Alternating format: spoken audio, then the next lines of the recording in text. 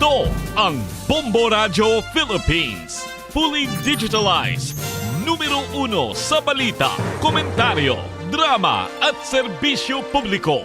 Bombo Radio Philippines. Bombo Radio Philippines. Ang inyong number 1 at most trusted radio network in the country.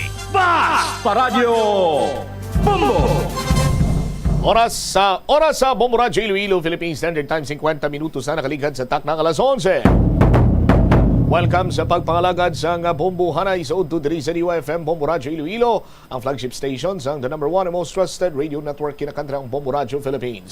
Adlaw kita karon sa Martes, Nobyembre 28, tuig 2023. Sa aton sinima ka Bombo karon sa aton nga Christmas countdown.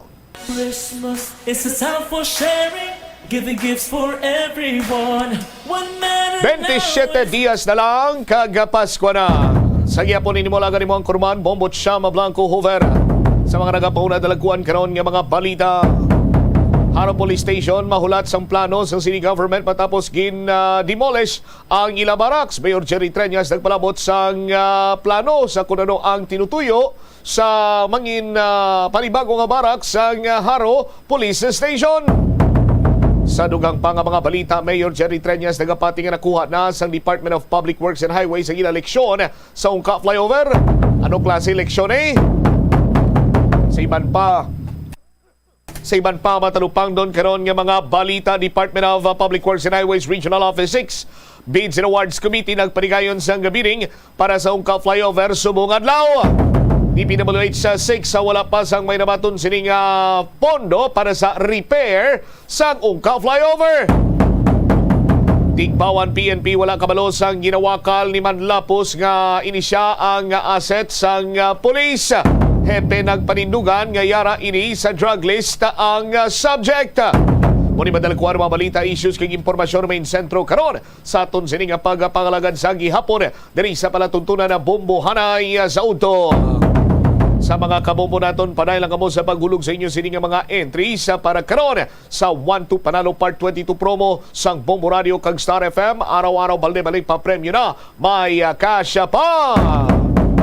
500 pesos sa cash plus 700 pesos kabalor sa gift pack Orocan nga palde ang nagahulat sa tag sa sining daily draw winner.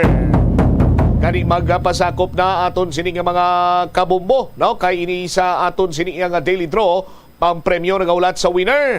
Hindi kay ang winner nagahulat sa premyo.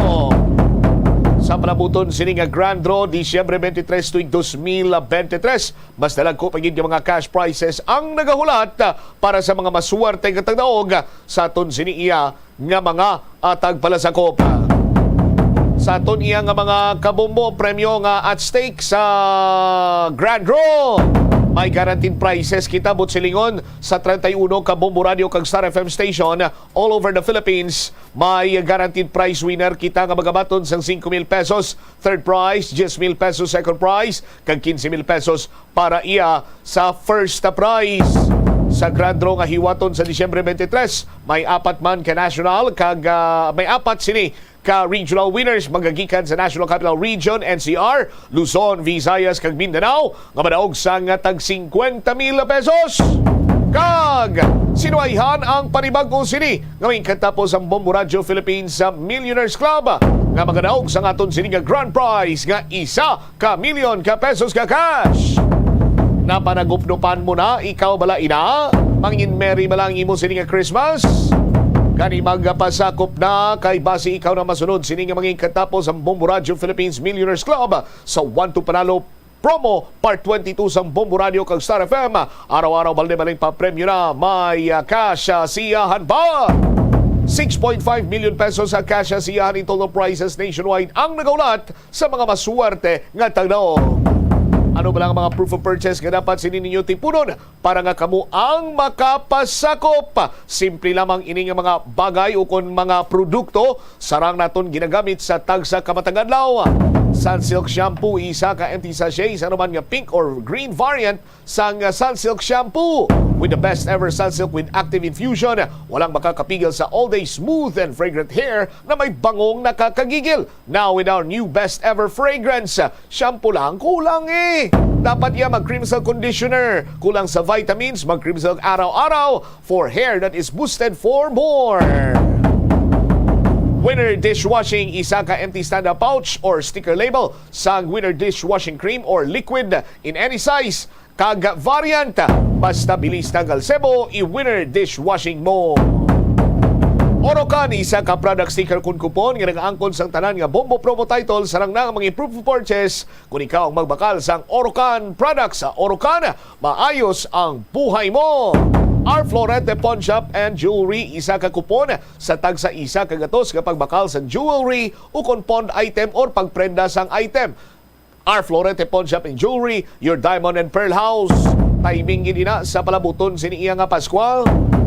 May regalo ikaw, bay, luyang ni mo nga regaluhan ng someone special o kon na malapit sa imo siniyang tagipusoon. Ini gani miyembro sa imo siniyang pamilya. Now, magbakal ka sang aritos, kulintas, pulseras, relo dira sa Our Florete Pawn Shop and Jewelry, your diamond and pearl house. Sarang ikaw nga makabaton sang kupon sa tagsa ka 100 pesos nga transaksyon sa Our Florete Pawn Shop and Jewelry, your diamond and pearl house. Sa mga kabumbota, tiano dayon ang himuon kung may proof of purchase ka na. No, magpangita sang puti nga sobre away sang anuman nga iban dira nga duag or kolor sa aton sino mga kabombo, long white envelope, isulat ang pangalan, ang edad, address, contact number, proof of purchase, week number 6 na kita kag pirmahan ini. Isulat man ang promo title sang 1-2 Panalo Part 22 promo sa Bombo Radio kag Star FM, care of DYFM Bombo Radio Iloilo, Sky City Tower, Mapa Street, Iloilo City. Mahimo man nga ihulog inyo sinima entries diri sa istasyon sa Bombo Radio ukon sa mga designated drop-box centers nga aton sini gigin plastar sa mga kabanwahanan sa palibot man iya sa probinsya sang Iloilo. Magpamati adlaw-adlaw sa Bombo Radio, bangod adlaw-adlaw Lunes tungtong Biyernes, may 3 ka mga daog sang instant cash prize kag gift pack. Standby man kamo sa aton sini mga kabombo kay magalawag kita sang aton sini nga daily draw winner. As we go along karon sa pagpalayag sang bombohanay sa udto, pantayan gid ini sa aton iya nga mga kauturan. Oras naton sa Bombo Radio Iloilo, Philippine Standard Time, 58 minutos na ang nakaligad sa taknang alas 11. Standby man kamo sa aton siniiya nga mga nagapaunang kag dalaguan karon nga mga balita nasyonal. Kaupo naman ang Bombo News Center. Sa mga kabombota, tutok lang sa gihapon diri sa pagpangalagad sa Bombo Radio Iloilo, kay base imo na pangalan ang masunod siniiya nga malawagan bilang daily draw winner kag magabaton sang 500 pesos ka cash plus 700 pesos ka balor sang gift pack. Magpantay, magtutok ina. Detalye sa mga nagapaunang mga balita, balikan ta sa maraming pagpalayag sa bombohanay sa udto pagkatapos ng Bombo Network News. Hindi malikawan nga ginapangita gid sang isa ka tawo ang foot massage. Magluwas nga manami ini sa pamatyagan. Mayara man ini sa maayo nga benepisyo sa lawas. Sunod kay Dr. Tyler Wheeler, Primary Care Sports Medicine Physician, ang malipot nga foot massage ang makapahagan-hagan sang stress. Ang moderate pressure massage ang safe para sa mga kalabanan nga tawo ilabi na ang may mga kondisyon kaangay sang arthritis kag long-term pain. Mahimo man nga mag-seek ang professional massage therapist para sa imo nga relaxing foot massage. Kung ikaw isa ka chess lover, yaring pila ka brain benefit sa paghampang sini. Kag kung wala ka nagahampang sini, umpisahin na. Sunod sa pagtuon ng paghampang sang chess, makabulig likaw sa Alzheimer's disease. Bangod ang utok nagatrabaho kaangay sang muscle, nagakinahanglan ini sang exercise agud mangin healthy kag malikawan ang injury. Magluwas diri ang paghampang sang chess ang nagapa-improve man sang concentration, memory, creativity, kag problem-solving skills kag napamatud-an man nga nagapaalam. Madamo sa aton ang hindi katulog kung wala sang electric fan. Yaring pila sa hindi manaming Ito ang Bombo Radio Philippines. Fully digitalized.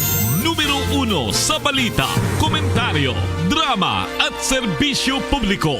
Bombo Radio Philippines. Bombo Radio Philippines. Ang inyong number 1 at most trusted radio network in the country. Basta Radio Bombo! Magandang tanghali Pilipinas sa namang oras sa buong mundo. Narito na ang Bombo Network News Noontime Edition. Araw ngayon ng Martes, ika-28 sa buwan ng Nobyembre, taong 2023. Mga kabombo Castor Nation, sa Christmas countdown, 27 days to go bago ang araw ng Pasko.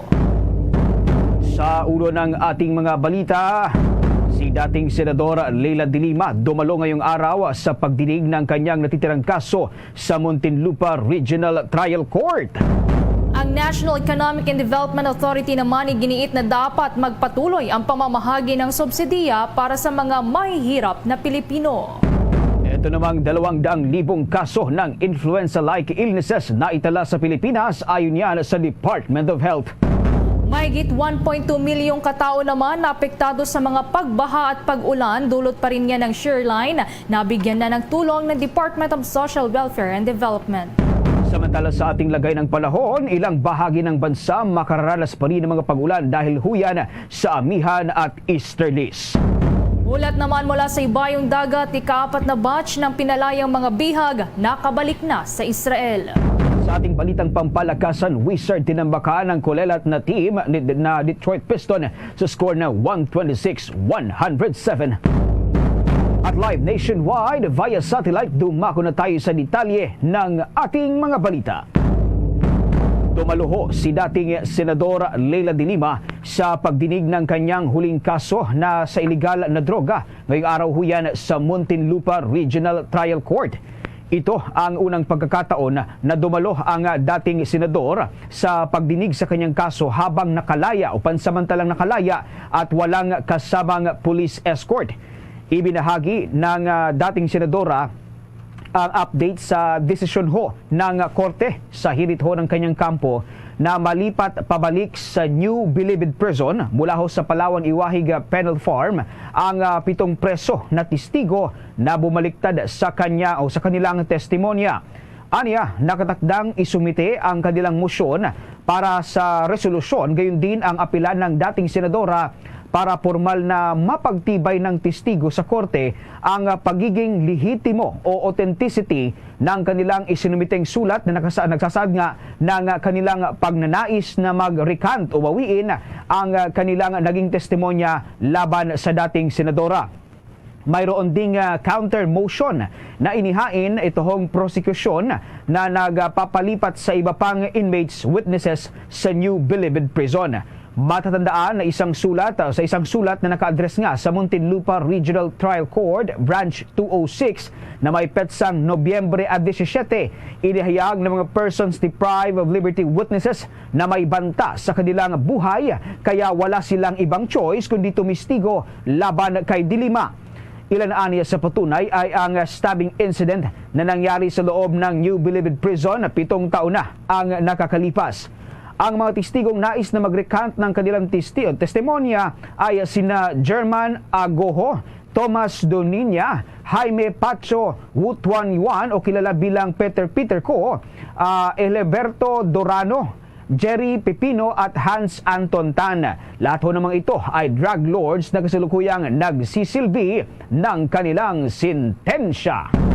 Samantala, ginit naman ng National Economic and Development Authority na kailangan pa ring ipagpatuloy ng pamahalaan ang pamamahagi ng subsidiya para sa mga mahihirap na Pilipino. Ito ay sa kabila pa ng gumaganda ng inflation rate sa bansa. Sa isang pahayag, sinabi ni NEDA Secretary Arsenio Balisacan na sa ganitong paraan ay makakasiguro ang pamahalaan na maabot nito ang layuning mabawasan ang paghihirap na nadarama ngayon o nararanasan ng mga mamamayan ng ating bansa. Ayon pa sa kalihim, umaasa ito na sa taong 2028 ay mararating na ng bansa ang tinatawag na single-digit poverty rate. Una na ngang sinabi ni Department of Social Welfare and Development Secretary Rex Gatchalian na kanilang pinag-aaralan kung paano mas mapapabuti pa ang kanilang mga programa. Kabilang narito ang pagbibigay ng cash transfer para sa mga may hirap na pamilyang Pilipino. Samantala, nakapagtalaho ang Department of Health ng aabot sa 200,000 na kaso ng influenza-like illnesses sa bansa, kabilang na riyan ang COVID-19 sa gitna ng pangamba ng pagtaas ng respiratory illnesses sa bansang China. Ayon ho sa tagapagsalita ng Department of Health at Undersecretary na si Eric Tayag, lumagpas pa ang bilang netohong mga respiratory illness sa bansa mula sa karaniwang 90,000 na kaso na naitala sa ganitong panahon na bare months. Pero paglilinaw ho ng ahensya o ng Department of Health official na hindi lahat ng ito ay kaso ng influenza at may ilan din na sinuri na positibo sa COVID-19. Sa kasalukuyan din, inamin ng opisyal na wala ng bakuna kontra sa COVID-19 at inaantay pa itong donasyon na bagong COVID-19 vaccine. Una nang sinabi ng ahensya na nasa 49.7 million vaccine doses ng COVID-19. Ito ho nga nasayang ang 26 million doses na donasyon at 23.5 million doses na binili ho ng ating pamahalaan. Hindi na rin naglaan pa ng pondo para sa susunod na taon ang pamahalaan para sa pagbili ng COVID-19 vaccine. Samantala, patuloy namang nakamonitor ang Department of Health sa respiratory illness sa China kung saan una ring naitala ang unang kaso ng COVID-19 na kumalat sa iba't ibang bahagi ng ating bansa. Samantala, umabot na sa kabuang 282,938 na mga pamilya o katumbas yan ng 1.1 million na mga katao o individual ang naitalang apektado na ng masamang panahon, dulot po yan ng Shearline. Ito ay batay na rin sa datos mula sa National Disaster Risk Reduction Management Council. Nasa kabuang 1,471 na mga barangay ang apektado mula sa 7 rehiyon na kinabibilangan po yan ng Calabarzon, Mimaropa, Bicol, Western Visayas, Eastern Visayas, Northern Mindanao at Caraga. Mula sa mahigit 1.13 milyong katao, mayroong 81,419 dito na mga individual ang natukoy bilang na-displace o inilikas mula sa kanilang mga tahanan, habang ang iba naman ay nakatira muna pansamantala sa kanilang mga kaanak. Katumbas ito ng 27,103 na mga pamilya. Umabot na rin sa 93.7 million pesos ang halaga po ng mga tulong na ipinagkaloob ng Department of Social Welfare and Development hanggang nitong Nobyembre 26. Batay naman po sa tala o datos mula sa Department of Social Welfare and Development, nabigyan na ng tulong ang kabuang 300,545 na mga pamilya o katumbas po yan ng 1.2 milyong mga individual mula sa mga apektadong barangay. Tiniyak naman po ng ahensya na magpapatuloy pa rin ang kanilang pagbibigay ng tulong para sa mga biktima. Bombo Weather Update. Sa atin hong lagay ng panahon para sa araw na ito, abay patuloy pa rin magdadala nitong mga pag-ulan sa ilang bahagi ng bansa ang umiiral na hanging amihan, partikular na sa ilang parteho ng Northern Luzon. Bukod dito ay makakaapekto rin sa lagay ng panahon ang umiiral na easterlies dyan ho sa eastern portion ng Southern Luzon, Visayas at Mindanao. Batay ho sa monitoring ng Bombo Weather Center, posibleng magkaroon ng insidente nito hong mga flash flood at paguho ng lupa dahil sa paminsan-minsang pag-ulan dulot ng amihan dyan ho sa may bahagi ng Batanes, Cagayan at Isabela. Ang Ilocos Region, Cordillera Administrative Region at nalalabing bahagi naman ng Cagayan Valley ay maaari ring makaranas ng maulap na kalangitan at may katamtamang pag-ulan dahil huyan sa amihan. Samantala, magdadala rin ang umiiral na easterlies o ang mainit na hangin mula sa Pacific Ocean ng kalat-kalat na pag-ulan, pagkulog at pagkidlat sa Bicol Region, Aurora, Quezon, Northern Samar at Eastern Samar. At bahagyang maulap hanggang sa maulap na papawirin na may pulo-pulong mga pag-ulan dahil naman sa mga localized thunderstorm. Dito naman ho sa Metro Manila at nalalabing bahagi ng bansa ay magiging bahagyang maulap hanggang sa maulap na papawirin na may pulo-pulong mga pag-ulan dahil huyan sa mga nararanasang localized thunderstorm. Sa iba pang balita, nakapagtalang Department of Education ng kabuang 1,709 na insidente ng pang-aabuso na idinulog ng mga estudyanteng biktima.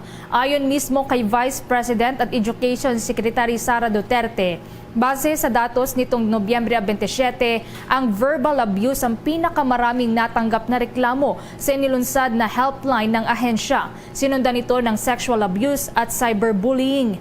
Ibinunyag ito ng Vice Presidente kasabay ng ika-31 National Children's Month culminating program.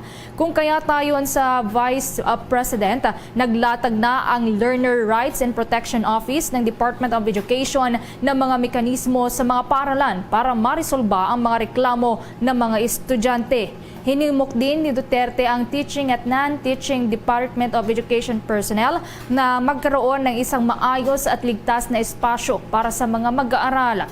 Naghain na rin ang ahensya ng mga reklamong administratibo laban yan sa ilang mga personnel na sangkot sa pang-aabuso sa mga estudyante. Sa mga sandalihong ito ay kumuha naman tayo ng mga balita sa labas ng ating pilan. Ito hong Pilipinas magiging back to square one sa proseso sakaling bumalik ho ang bansa sa International Criminal Court. Ang balita niyan itinitukan ni Bombo JC Galvez. Magiging back to square one ang Pilipinas sa proseso sakaling bumalik ang bansa sa International Criminal Court. Itong iginiit ni Senador Ronald Bato de la Rosa kaugnay sa planong pinag-aaralan ng gobyerno ang posibilidad ng pagbabalik ng bansa sa International Criminal Court. Pinaliwanag ni De La Rosa na kabilang sa proseso ang pagratipika muli ni Pangulong Ferdinand Marcos Jr. sa Rome Statute o ang kasunduang magbabalik sa Pilipinas sa International Criminal Court. Matapos nito, ay kailangan sang-ayunan ng mataas na kapulungan ang kasunduan sa pamamagitan niya ng pagkakaroon ng 2/3 vote mula sa mga senador. Inayag ni De La Rosa na sakaling umabot muli sa Senado ang naturang kasunduan, ay ipipresenta lamang niya sa kanyang mga kasama ng kanyang posisyon dito pero hindi siya maglalabi ng laban sa kasunduan. Nirerespeto kasi anya ni De La Rosa ang sariling opinyon ng mga senador tungkol sa usapin kaya hindi na niya kailangan mangampanya laban dito. Well, nakikita ko at pinakinggan ko yung kanyang pahayag ay very clear naman. Very clear na ayaw niyang manghimasok yung ICC dito sa atin dahil sabi nga niya there are two fundamental questions that has to be answered or two fundamental issues that has to be settled. Kung ito yung issue on sovereignty at issue on jurisdiction. Yung jurisdiction nga hindi na tayo membro ng ICC, then bakit pa tayo magko-comply sa kanila? Bakit pa natin hihikayatin yung ating gobyerno na mag-cooperate sa kanilang gagawing investigation na hindi naman tayo membro ng ICC? Manggugunitang kumalas ang Pilipinas sa International Criminal Court noong March 2018 at naging epektibo ito noong March 2019 sa ilalim ng administrasyon ni dating Pangulong Rodrigo Duterte. Para sa Bombo Network News, ako si Bombo JC Galvez, nagulat para sa number 1 and most trusted radio network in the country, Bombo Radio Philippines, Basta Radio, Bombo! Sa karagdagan pang balita, pinawi ng Philippine Institute of Volcanology and Seismology of PHIVOLCS ang pangamba ng publiko na wala pong banta ng tsunami sa bansa kasunod niya ng tumamang malakas na lindol sa Papua New Guinea nitong umaga po ng Martes. Ayon sa ahensya, ang episentro ng magnitude 6.6 na pagyanig na tumama ay malapit yan sa hilaga ng Papua New Guinea na may lalim na 44 kilometers. Ito ay may 20 kilometro na malapit sa may baybayin ng Wewak Town, ang siyang kabisera ng East Sepik Province ng Pacific Island State. Nagtagal ang lindol ng halos 1 minuto. Inisyo nga ng PHIVOLCS ang naturang abiso kaninang alas 6:02 ng umaga na nagsasaad na walang tsunami threat sa ating bansa at wala ding aksyon ang mga kinakailangang ipatupad. Samantala, pinuri ni House Ways and Means Chair at Albay Representative Joey Salceda ang naging desisyon ho ni Pangulong Ferdinand Marcos Jr. na ipagpatuloy ang reclamation project sa lungsod ng Pasay. Kabilang sa mga reclamation projects na ito ay ang kilalang Pasay 265 sa ilalim ho ng Pasay Harbor Corporation at Pasay 360 sa ilalim naman ng isang establishmento o sa City Infrastructure and Development Corporation.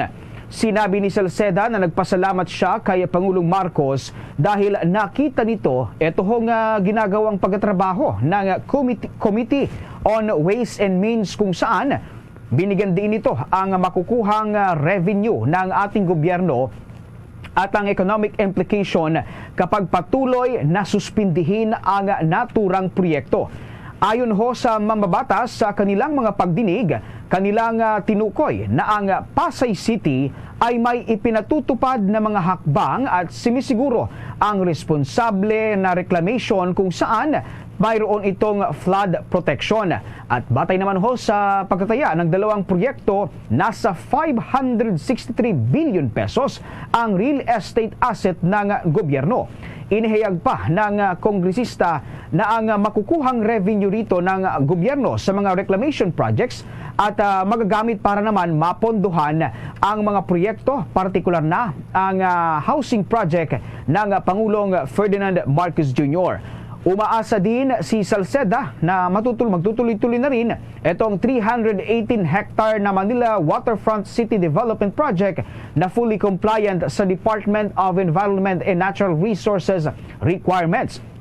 Nilinaw din sa pagdinig ng komite na hindi tutol itong Manila City sa reclamation projects, maging ang pangamba ng US Embassy ay nabigyang linaw din at hindi na sila tutol dito nga sa naturang proyekto. Ang aksyon ng Pangulo ay sumasailalim na ang paninindigan ng gobyerno sa reclamation ay magiging rule-based, data-driven at evidence-based. Samantala, nagpaliwanag naman ang grupo ng mga panadero dito sa Pilipinas ukol sa planong taas presyo ng tinapay sa susunod na buwan. Ayon kay Lucito Chavez, ang presidente ng Asosasyon ng Panaderong Pinoy, hindi lahat ng uri ng tinapay ay nakatakdang itaas ang presyo.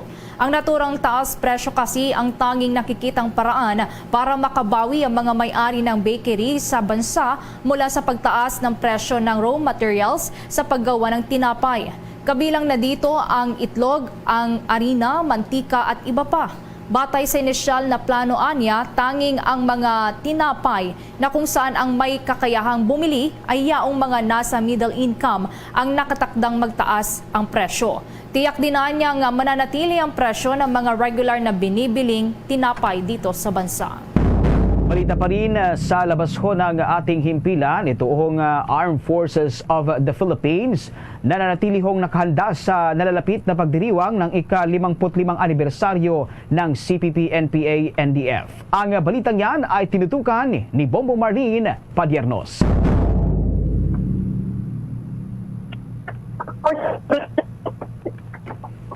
Mamaya ay babalikan natin ang linya ni Bombo Marlene Padiernos. Samantala, magpatuloy muna tayo sa iba pang mga balita sa oras na ito. Naging sentro ho ng sectoral meeting ngayong linggo, ito hong tungkol sa katatagan ng ekonomiya ng bansa sa harap ng global economic slowdown.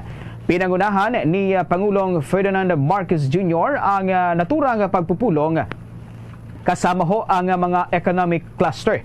Kabilang dito sina Finance Secretary Benjamin Jokno at NEDA Director General Arsenio Balisacan at Department of Budget Management Secretary Amena Pangandaman. At bukod nga sa mga bumubuo ng economic cluster ay ang nasa pulong din ang ilan pang mga miyembro ng gabinete ng kasalukuyang administrasyon.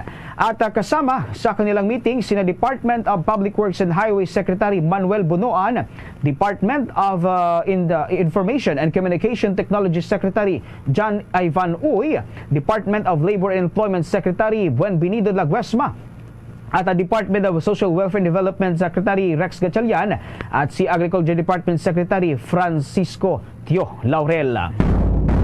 Sa mga sandali ito ay balikan na natin ang linya ni Bombo Marlene Padiernos sapagkat kaugnay pa rin ho ito nitong Armed Forces of the Philippines ay nananatili ho nakahanda sa nalalapit na pagdiriwang ng ika-55 anibersaryo ng CPP-NPA-NDF. Nasa linya na si Bombo Marlene Padiernos.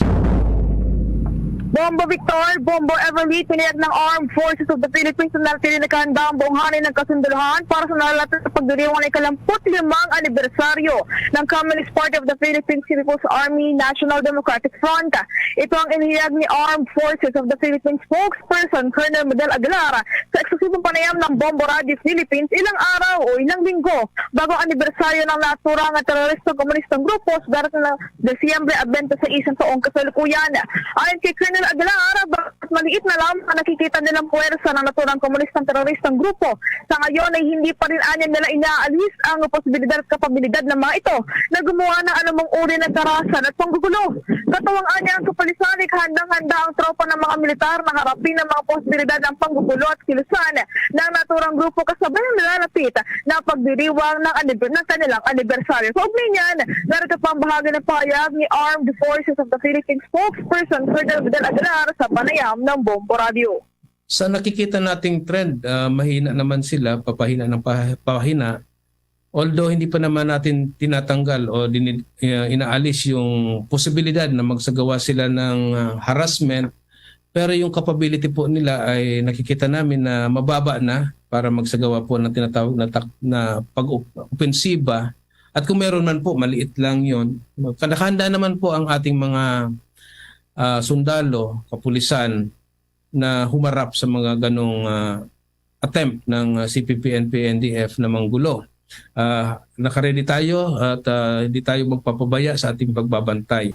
Para sa Bombo Network News, ako po si Bombo Marlene Padiernos, nag-uulat para sa number 1 and most trusted radio network in the country, Bombo Radio Philippines, Basta Radio. Bombo! Ang saya ng Pasko namin dahil sa'yo. Merry Munchkin, Merry Christmas, Merry Christmas, Merry Munchkin to you.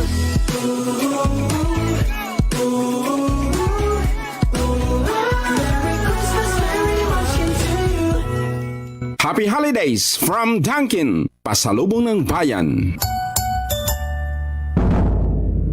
At ngayon, sa pagpapatuloy ng iba pang pangunahing mga balita.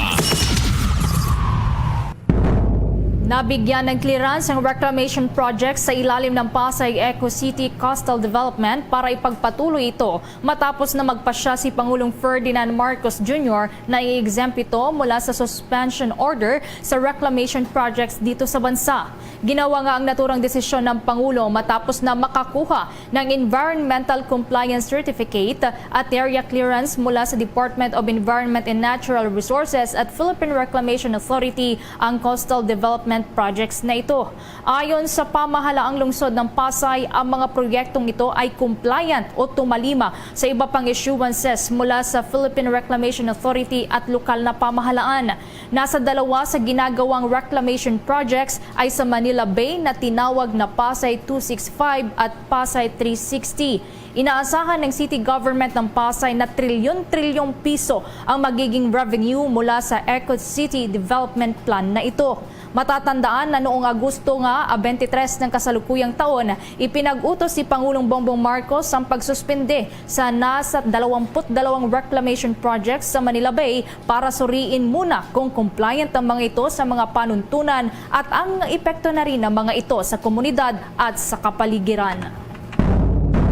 Sa mga sandali ito ay makakapanim naman natin ang Undersecretary ho ng Department of Human Settlement and Urban Development na si Attorney Randy Escolango. Ito ho, kaugnay pa rin ho dito sa tulong na ipinapamahagi ho ng Department of Human Settlements and Urban Development sa mga naapektuhang residente nito ho nga nangyaring lindol sa malaking bahagi ng Mindanao. Magandang tanghali,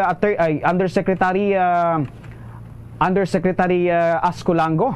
Ito ho si Bombo Victor Liantino at kasama ko dito si Bombo Everlerico. Magandang tanghali ho.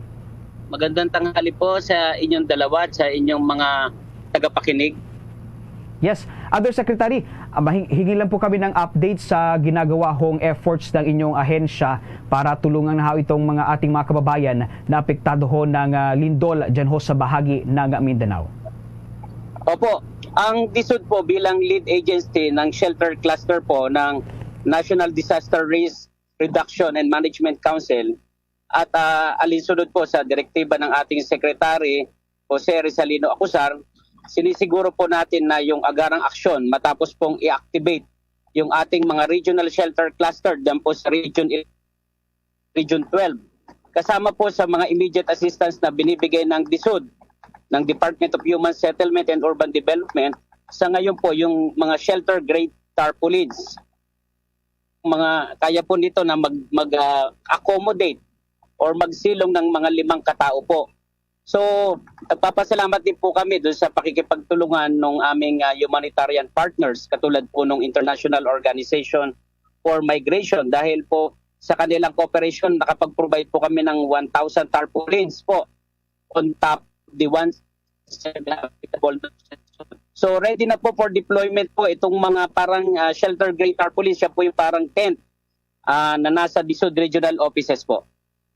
Yusek Randy, nabanggit niyo po, bukod po sa mga distribution nitong mga shelter grade tarpaulins na inyong nabanggit, may iba pa po bang tulong na inihahanda ang inyong ehensya para ho sa mga biktima nitong nangyaring lindol? Tama po, meron pang ibang tulong ang DSUD. Ito po yung tinatawag na Rental Subsidy and Financial Assistance Program. Ito po isa sa programa ng DSUD na sa mga ganitong kalamidad. Sa pamamagitan po nito, yung bawat pamilyang apektado, lalo na po yung pong mga totally damaged houses po, bibigyan namin ng 10,000 pesos bilang immediate relief assistance. So ang aming mga regional offices po, yung Region 11 particular po at saka Region 12, inatasan po ng ating Secretary Acusar na madaliin po yung pagpoproseso ng mga requirements kasama po yung kanilang respective local government units para po ma-validate agad po namin at matapos po maiakyat kaagad sa central office para agad pong ma-release yung subsidy sa mga nangangailangan nating mga kababayan. Randy, nabanggit niyo ho itong shelter cluster bilang head ng shelter cluster ng NDRRMC. Ano po ba ang primary role ng DSUD tuwing may ganitong mga sakuna, sir?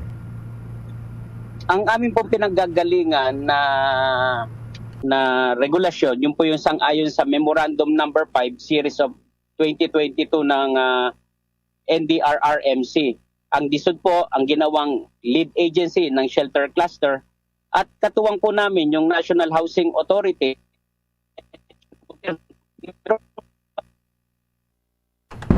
Maya-maya po ay balikan natin ang linya ni Yusek Randy Escolango kaugnay pa rin ho dito sa ginagawang paghahanda o itong tulong na ibinibigay ho ng kanilang ahensya dito ho sa mga naapektuhan nitong malaking pagyanig dyan ho sa malaking bahagi ng Mindanao. Samantala, pinaigting ngayon ng Department of Human Settlement and Urban Development ang kakayahan ng mga nasa lokal na pamahalaan na makapagpatayo nga nitong mga emergency shelter. Ayon kay DSUD Undersecretary Randy Escolango na ang hakbang ay bahagi na rin ng nararapat na kahandaan sa hanay ng mga nasa local government unit sa panahon ho ng mga kalamidad. Dagdag pa ni Escolango na sa pagtatayo ho nitong mga emergency shelter ay magiging daan din ito para sa mga apektadong komunidad na magkaroon ng alternatibong kabuhayan.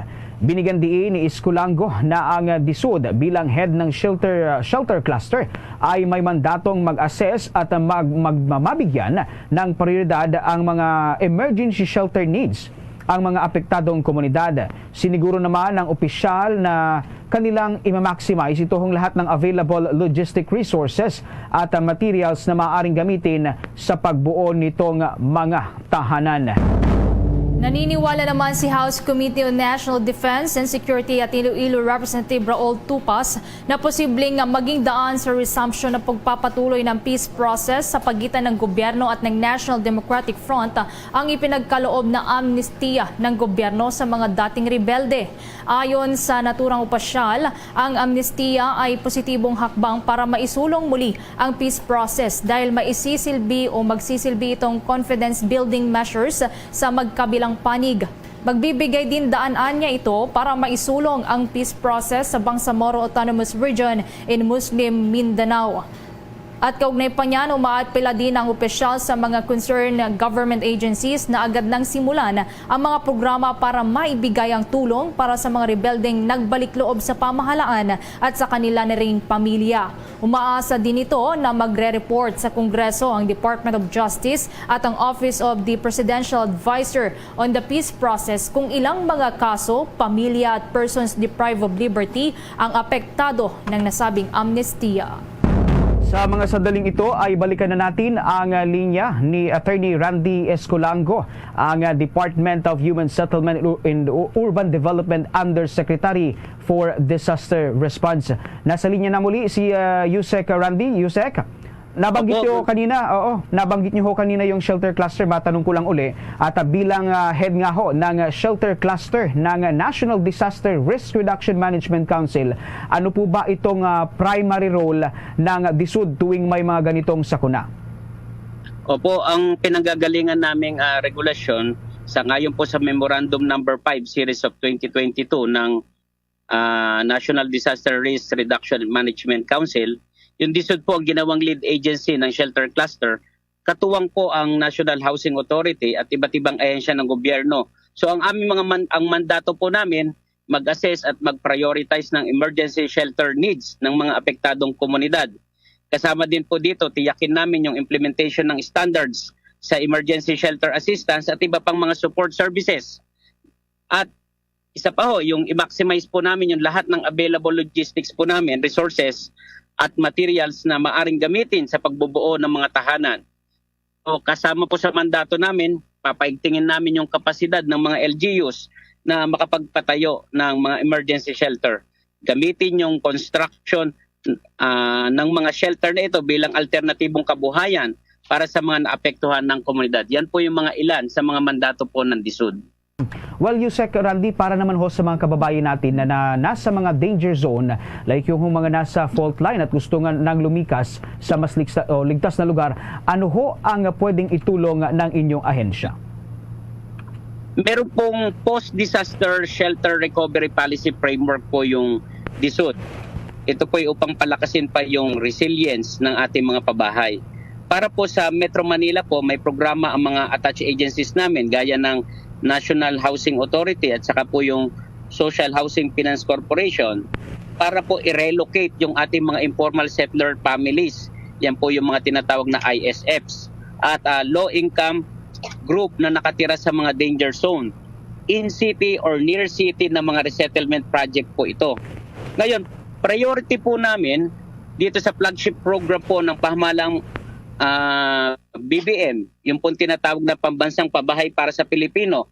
Ito po yung 4PH program, yung pong tinatawag na on-site or near-site resettlement ng mga pamilyang naninirahan po sa danger zones. Ang kaibahan po nito sa programa ng NHA at nung SHAPC, hindi lamang sa Metro Manila limitado po ang 4PH, yung Pambansang Pabahay para sa Pilipino. Ito po ay buong bansa po ang coverage ng implementation ng DSUD. So alinsunod po sa pangarap at mithiin ng Pangulong Ferdinand Bongbong Marcos na ma-address po yung napakalaking housing backlog, yung pong 6.5 million, at mabigyan po ng matatag at ligtas na tahanan ang pamilyang Pilipino. Yusek, bigyan ko lamang ng pagkakataon na makapagtanong rin itong aking katanong dito si Bombo Ever Lirico. Bombo Ever, go ahead. Alright, Yusek, susugan ko po yung sinabi po ninyo, what about po dun sa mga kababayan po natin na nasalanta ng bagyo, nawasak yung kanilang tahanan sa mga sakuna, especially sa mga dakong Mindanao na nilindol, are they qualified po na mag-avail dito sa sinasabi po ninyong Pambansang Pabahay ng Marcos Administration? Sa ngayon po ay ako naman po, ito po ay available sa ating po mga kababayan, yung Pambansang Pabahay para sa Pilipino o 4PH program. Ito nga po yung flagship program po ng ating Pangulo, at ang ina-address talaga po nito yung mga walang sariling tahanan, kaya ito po ay para sa kanila. So maliwanag po, pwede po silang mag-apply para po dito sa pabahay ng gobyerno. How about po dun sa mga wala po ba na mga permanent evacuation centers sa mga area po na affected po ng lindol, Yusek? Meron na pong nailaan po yung mga ang local government po, meron na silang na-identify na mga area, yung mga para po sa mga evacuation center nitong ating mga kababayan na nabiktima ng lindol po. Okay. Kamustahin ko na rin po, Yusek, ito pong pakikipag-ugnayan po ninyo sa mga lokal na pamahalaan, most especially sa mga affected areas. Tuloy-tuloy po yung pakikipag-ugnayan natin sa local government unit. Katunayan nga po ay ang marami sa kanila nagbigay na sa amin ng listahan noong bibigyan ng mga financial assistance. At yung iba po ay hinihintay pa natin sa mga local government units kasi yung iba ay hindi pa gaano ma-access. So yan po ngayon ay pinoproseso natin para maibigay po yung kaagarang tulong gaya po ng utos sa atin ng aming Secretary Jose Rizalino Acuzar. Based sa assessment po ninyo, Yusek, ilan na po yung mga kabahayan ngayon na totally at saka partially damaged? At ano po yung gagawin pong hakban ngayon, especially yung ahensya po ninyo, para po matulungang makabangon, makarecover ulit yung mga affected po dito? Sa ngayon po, ang huling tala na naibigay ho kahapon na partially damaged sa Region 11 at Region 12, nasa 4,248. At ang totally damaged naman po sa Region 11 at Region 12 ay 646. So ang total po nito partially and totally nasa 4,894 na po. User, panghuling mensahe mo na lamang po sa publiko. Marami hong salamat sa pagkakataon na ito. Nabibigyan po ng pagkakataon o opportunity ang Department of Human Settlement and Urban Development na may parating sa ating mga kababayan itong effort na ginagawa po ng ahensya. At dito nga po, gaya ng ginawa po ng aming ahensya nung nakaraang bagyong Egay, ang CARC, Cordillera Administrative Region, Region 1 and Region 2 ay agad po naming natulungan sa pamamagitan ng pagre-release ng financial assistance po. Ganito din po ang utos sa atin ng aming sekretary na agaran ibigay ang tulong sa mga nasalanta po ng lindol. Salamat po. Yusek, maraming salamat po sa oras na inilaan ninyo sa Bombo Radio Philippines. Salamat po. Mga kabombot ka sa nation, nakapanayam natin si Attorney Randy B. Escolango, ang Department of Human Settlement and Urban Development Undersecretary for Disaster Response. Samantala sa pagpapatuloy pa rin ng ating mga balita sa oras na ito, nakatakdang maglabas ang pamunuan ng Food and Drug Administration ng mga guidelines para ho sa tamang pag-handle ng mga nakumpiskang health products. Sa isang pahayag, sinabi ng ahensya na may malaking pangailangan na magkaroon ho ng maayos at tamang guideline sa paghawak sa mga nakumpiskang produkto. Bumuo na umano ng isang technical working group para makapag-develop at mag-implementa ng mga guidelines para ho sa handling, storage at maging ang tamang disposal ng mga nakumpiskang produkto. Ang naturang TWG ay tinawag na Oplan Kataros at nabigyan ng mandato na itama ang lahat ng protocol para sa naturang usapin. Isa sa mga nagsilbi o magsisilbing basihan dito ay ang National at International Environmental Conversion and Recovery Standard na naglalatag ng tamang handling procedure para sa transportation, receipt, handling, storage at disposal ng mga nakolekta o nasamsama na mga produkto. Bahagi ito ng pagnais ho ng naturang ahensya na ma-monitor at ma-regulate ang unregistered processed food, devices, drugs, cosmetic, household hazardous substances at iba pang produktong pangkalusugan. Samantala, kumuha naman tayo ng pag-uulat sa labas ng himpilan. Nasa 28% ng mga Pinoy nagsabing gumanda raw ang kalidad ng kanilang pamumuhay sa nakalipas na isang taon. Kaugnay niyan, may mga nakapanayam pa si Bombo Tropio Anwada Jr. Kahit papano raw ay mayroong naging pagbabago sa kalidad ng buhay ng mga Pinoy sa bansa sa nakalipas na taon. Batay sa panibagong survey ng Social Weather Station o SWS, bahagyang bumaba sa 28% ng mga Pilipino ang nagsasabing gumanda ang kalidad ng kanilang pamumuhay. Kumpara ito sa 33% survey result noong Hunyo hanggang Hulyo ng kasalukuyang taon. Nasa 41% ng mga Pinoy ang nagsabi na walang naganap o pagbabago sa kalidad ng kanilang pamumuhay o ito ay nasa kategoryang unchanged. Nasa 33% naman ng mga Pinoy na nagsabi na mas lumala pa ang kanilang estado ng pamumuhay. Samantala, 28% ng mga Pinoy ang nagsasabing naging mas maganda o mas lumuwag-luwag ang kanilang pamumuhay kumpara noong nakaraan taon. Sa panayam ng Bombo Radyo sa publiko, tugon nila na gumanda ang kanilang pamumuhay kumpara sa nakalipas na 2 buwan. Ayon kay Lael Salvador, isang konduktor, siya ay mula pa sa Mindanao at ngayon ay nakipagsapalaran dito sa Maynila. Anya na mas nakaluwag-luwag siya ngayon kumpara noong mga nakaraang taon, nandun pa siya sa probinsya. Ito ay dahil na rin sa mas malaki umano ang salary rate dito sa Metro Manila. Samantala, ayon naman kay Felix Chavez, sa ngayon ay kahit papano ay nakakain naman daw sila ng kanyang pamilya ng 3 beses sa isang araw. Narito pakinggan natin ang magkasunurang tinig ng ating nakapanayam na sila El Salvador at Felix Chavez. Gido ako eh. Determinado eh. Kasi kung hindi ka determinado, hindi ka talaga, wala ka talagang trabaho. Diferensya talaga yan kasi Mindanao yun eh. Ito Luzon to eh. Yung probinsya naman, okay lang naman, masaya. Kaya talaga kasi kaysa yung wala kang trabaho, paupo-upo ko lang dyan, di ba? Tambay ka lang sa kalye. Nakakapagod yun. Nakakapagod nga magtrabaho, tambay pa kaya. Tipid lang talaga. Kung wala namang importante bibili, huwag na lang bumili. Nakakaluwag naman. Basta tipid lang. Kung di naman importante, huwag mo nang bilhin. Bilhin mo lang yung mga pangangailangan. Ang naturang survey nitong September 28 hanggang October 1 sa 1,200 na mga respondents. Para sa Bombo Network News, Bombo Tropio Anwada nag-uulat para sa number 1 and most trusted radio network in the country, Bombo Radio Philippines. Basta Radio, Bombo! Nakatakda namang magsagawa ng tree planting activity ang mga pampublikong paaralan sa Disyembre 6. Ang naturang aktibidad ay tinawag na DepEd 236,000 trees, a Christmas gift for the children. Ayon kay Vice President Sara Duterte na siya ring kalihim ng Department of Education, layunin ng naturang programa na ikaintal sa kaisipan ng mga kabatang Pilipino ang pagkamakalikasan. Sa ilalim nito ay plano ng Department of Education na makapagtanim ng kabuang 236,000 ng mga puno sa iba't ibang bahagi ng Pilipinas. Makikibahagi rito ang kabuang 47,000 mahigit na public schools sa buong Pilipinas. Ayon kay Duterte, magsisilbing regalo ito ng kagawaran para sa mga kabataang Pilipino para matiyak na magkaroon ng malinis na kapaligiran sa hinaharap.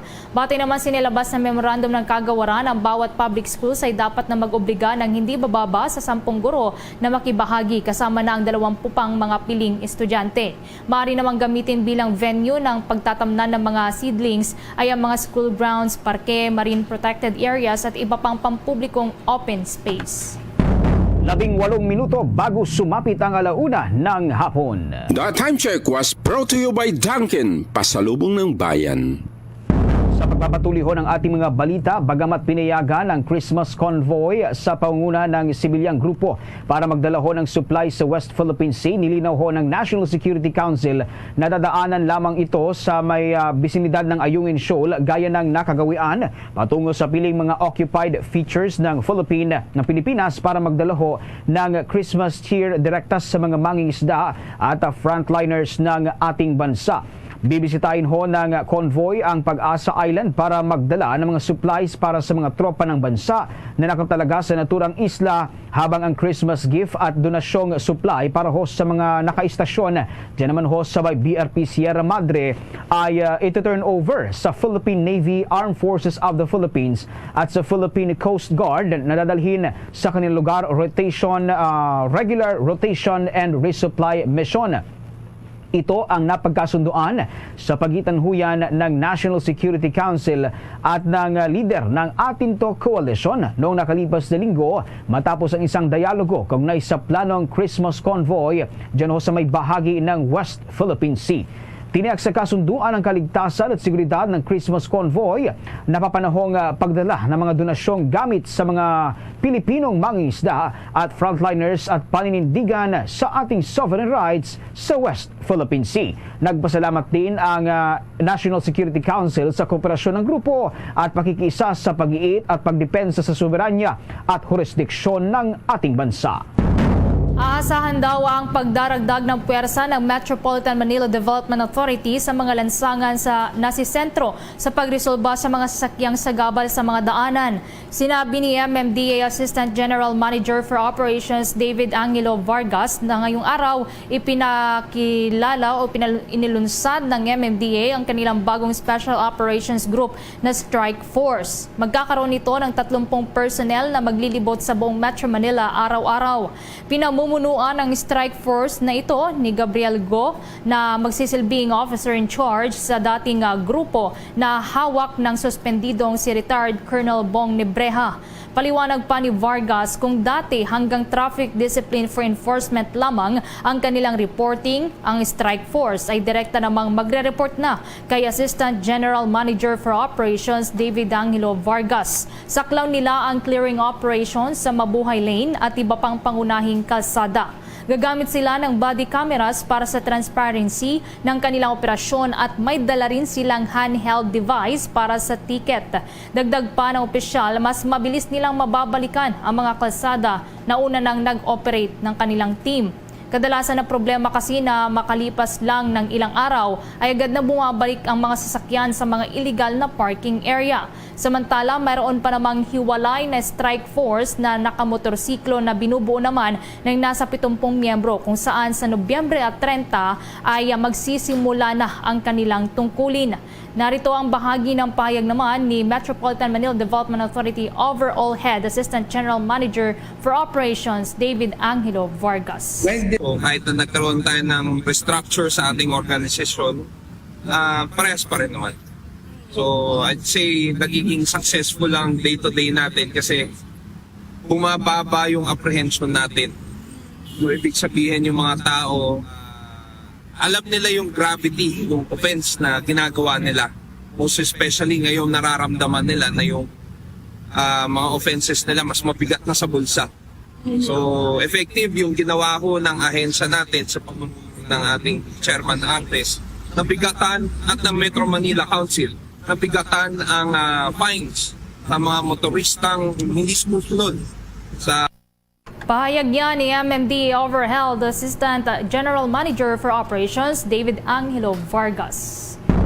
Samantala, nagbabalaho ang Bureau of Fisheries and Aquatic Resources sa mga mamamayan sa napatuloy pa rin ang presensya ho nitong red tide sa 8 coastal areas ng Panay Island. Dahil dito ay naglabas ho ang naturang ehensya ng Shellfish Bulletin number 27 na nagbabawal ho sa publiko sa pagkain ng lahat ng uri ng shellfish at alamang dahil hindi ito ligtas para kainin umano ng tao. Ang Capiz ang may pinakamaraming bilang ho ng mga coastal areas na nagpositibo sa naturang red tide. Kabilang narito ang Rojas City, Panay, Pilar, Ibisan, President Rojas at Sapian. Sa Iloilo, nagpositibo rin sa red tide ang tubig ng Gigantes Island sa bayan ng Carles. Ayon ho sa Bureau of Fisheries and Aquatic Resources, mahigpit na ipinapayuhan ng publiko na huminto muna sa pagkain, pangangalap o pag-ani, pagdadala at pagbebenta ng lahat ng mga uri ng shellfish at hipon na lokal na kilala bilang alamang o hipon. Maaari at ligtas namang kainin ang isda, pusit, hipon, basta't sariwa at hugasan ng maigi. At ang mga laman loob tulad ng hasang at bituka ay tinanggal bago lutuin. Matagumpay namang inaresto ng mga tauhan ng Bureau of Immigration ang isang blacklisted na Chinese national sa may Ninoy Aquino International Airport Terminal 3. Kinilala ito ng mga otoridad na si Zhu Xingxing, 31 anyos. Nagtangka umano itong umalis ng Pilipinas lulansanan ng isang flight patungong sa Guangzhou, China. Napag-alamang si Zhu ay napapailalim sa isang kautusan ng Bureau of Immigration noong Enero na umalis ng Pilipinas dahil overstaying na ito. Si Zhu din ay nagtatrabaho sa isang online gaming company na may expired na o nagpasong lisensya ng Philippine Amusement and Gaming Corporation. Matapos na maaresto, kaagad itong itinurn over sa Border Control and Intelligence Unit ng Bureau of Immigration para sa pagproseso. Kasunod nito ay ipinasa siya sa Legal Division para sumailalim naman sa booking procedures. Nilipat na rin ito sa may BI Warden facility na nasa loob naman ng Camp Bagong Diwa sa may Bikutan, Taguig. Mananatili siya sa kustodiya habang hinihintay ang kanyang deportasyon, kasunod na rin ang pagkumpleto ng mga legal na paglilitis. Binigyang din naman ng Immigration Bureau patikulan na si Commissioner Norman Tencinco na hindi natitinag ang pangako ng Bureau of Immigration sa pagtataguyod ng Philippine Immigration Law. Sa mga sandaling ito ay kumuha naman tayo ng mga balita sa ating mga probinsya. Itong 5 taong gulang na kambal patay ho matapos malunod sa naturang probinsya. Ang detalye ay tinutukan ng Bombo Radio Cebu. Patay ang 5 taong gulang na kambal matapos malunod sa swimming pool sa Ahoya Subdivision sa Barangay Gabi, Cordoba, probinsya ng Cebu. Pasado alas 3 ng hapon, Linggo, Nobyembre 26, 2023. Kinilala ang kambal na biktima na sina Dexon at Patrick Sarmiento na residente ng naturang subdivision. Batay sa investigasyon ng hepe ng Cordova Police Station na si Police Major Michael Hingoyon, naglalaro ang kambal nang mahulog ang kanilang bola sa swimming pool sa loob ng mismong nasabing subdivision. Aniya, sinubukan nila itong kunin ngunit nadulas ang isa sa kambal at nahulog sa pool. Dagdag pa, nanalaglag rin ang isang kambal matapos nitong subukang iligtas ang kanyang kapatid. Ito ang naging sanhi ng pagkalunod ng mga biktima. Mabilis na rumisponde ang mga miyembro ng Municipal Disaster Risk Reduction and Management Office ng nasabing bayan at isinugod ang mga biktima sa Art Medical Center. Ngunit idineklara silang dead on arrival. Sa kabilang banda, ayaw nang magbigay ng pahayag ang pamilya ng biktima at ang management ng subdivision sapagkat napagkasunduan na magkaroon ng settlement. One of the twin brothers attempted to retrieve the ball that was bounced towards the swimming pool. Then in there, actually, they have retrieved the ball, but unfortunately, one of those twin brothers slipped off the swimming pool. What happened? He was thrown in the swimming pool, and the other one helped his twin brother. Unfortunately, the two of them was thrown in the swimming pool. Ating napakinggan si Police Major Michael Hingoyon, ang hepe ng Cordova Police Station. Mula rito sa lungsod at lalawigan ng Cebu, ako si Bombo K.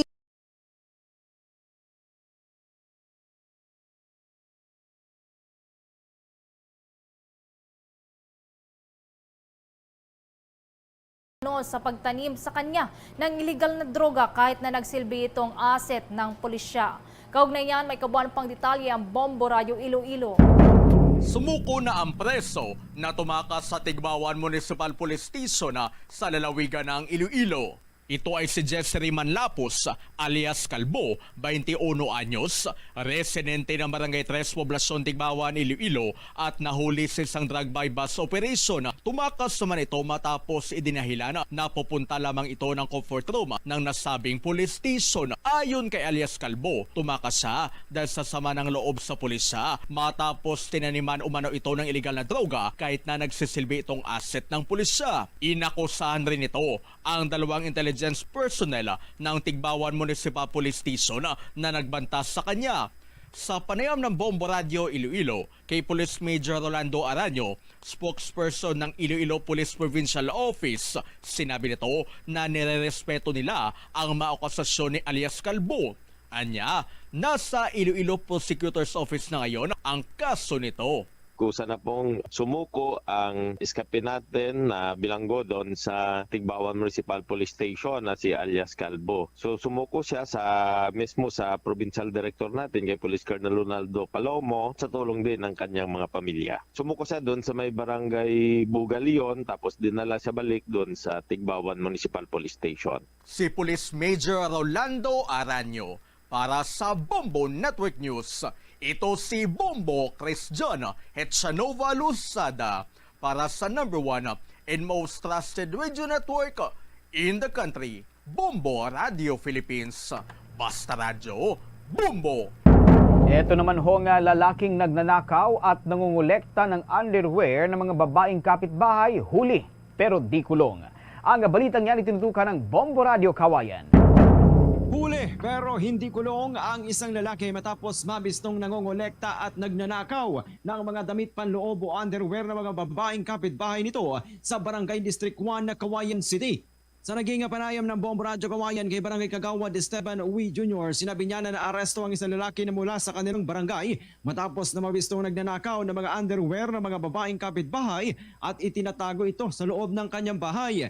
Batay sa pagsisiyasat, isinasagawa ng sospek ang pagnanakaw tuwing siya ay nalalasing. Makikita sa isang video footage na umabot ng ilang sako na kolekta nitong underwear habang may ilan pang nakitang gamit sa kusina. Mabait naman anya ang pinaghihinalaan dahil sa wala naman silang naitatalang record nito sa barangay, subalit nagnanakaw siya ng underwear kung langos sa alak. Sa halip na sampahan ng kaso ay nakiusap ang isa sa kapatid nito na wag na lamang sanang sampahan ng kaso dahil sa handa naman silang iuwi na lamang ang sospek sa kanilang bayan. According po dun sa chipsado natin, yun nga po, may nahuli nga po sila, no? Isang tao na ito po ay nagdedekwat, no? Ng buha ng mga underwear, no? Gamit ng pambabae. Ito naman daw po ay kanyang ginagawa pagka kaya naman daw po ay sobrang makainom. Yan ang ulat mula rito sa Bombo Radio Kawayan. Para sa Bombo Network News, ako si Bombo Jason Felina nag-ulat para sa number 1 and most trusted radio network in the country, Bombo Radio Philippines. Basta Radio, Bombo! Ang Department of Health Region 7 naman tiniyak sa publiko na mayroong available na bakuna laban sa human papillomavirus. Kaugnay niyan, may kabuang pangdetayeng Star FM Cebu.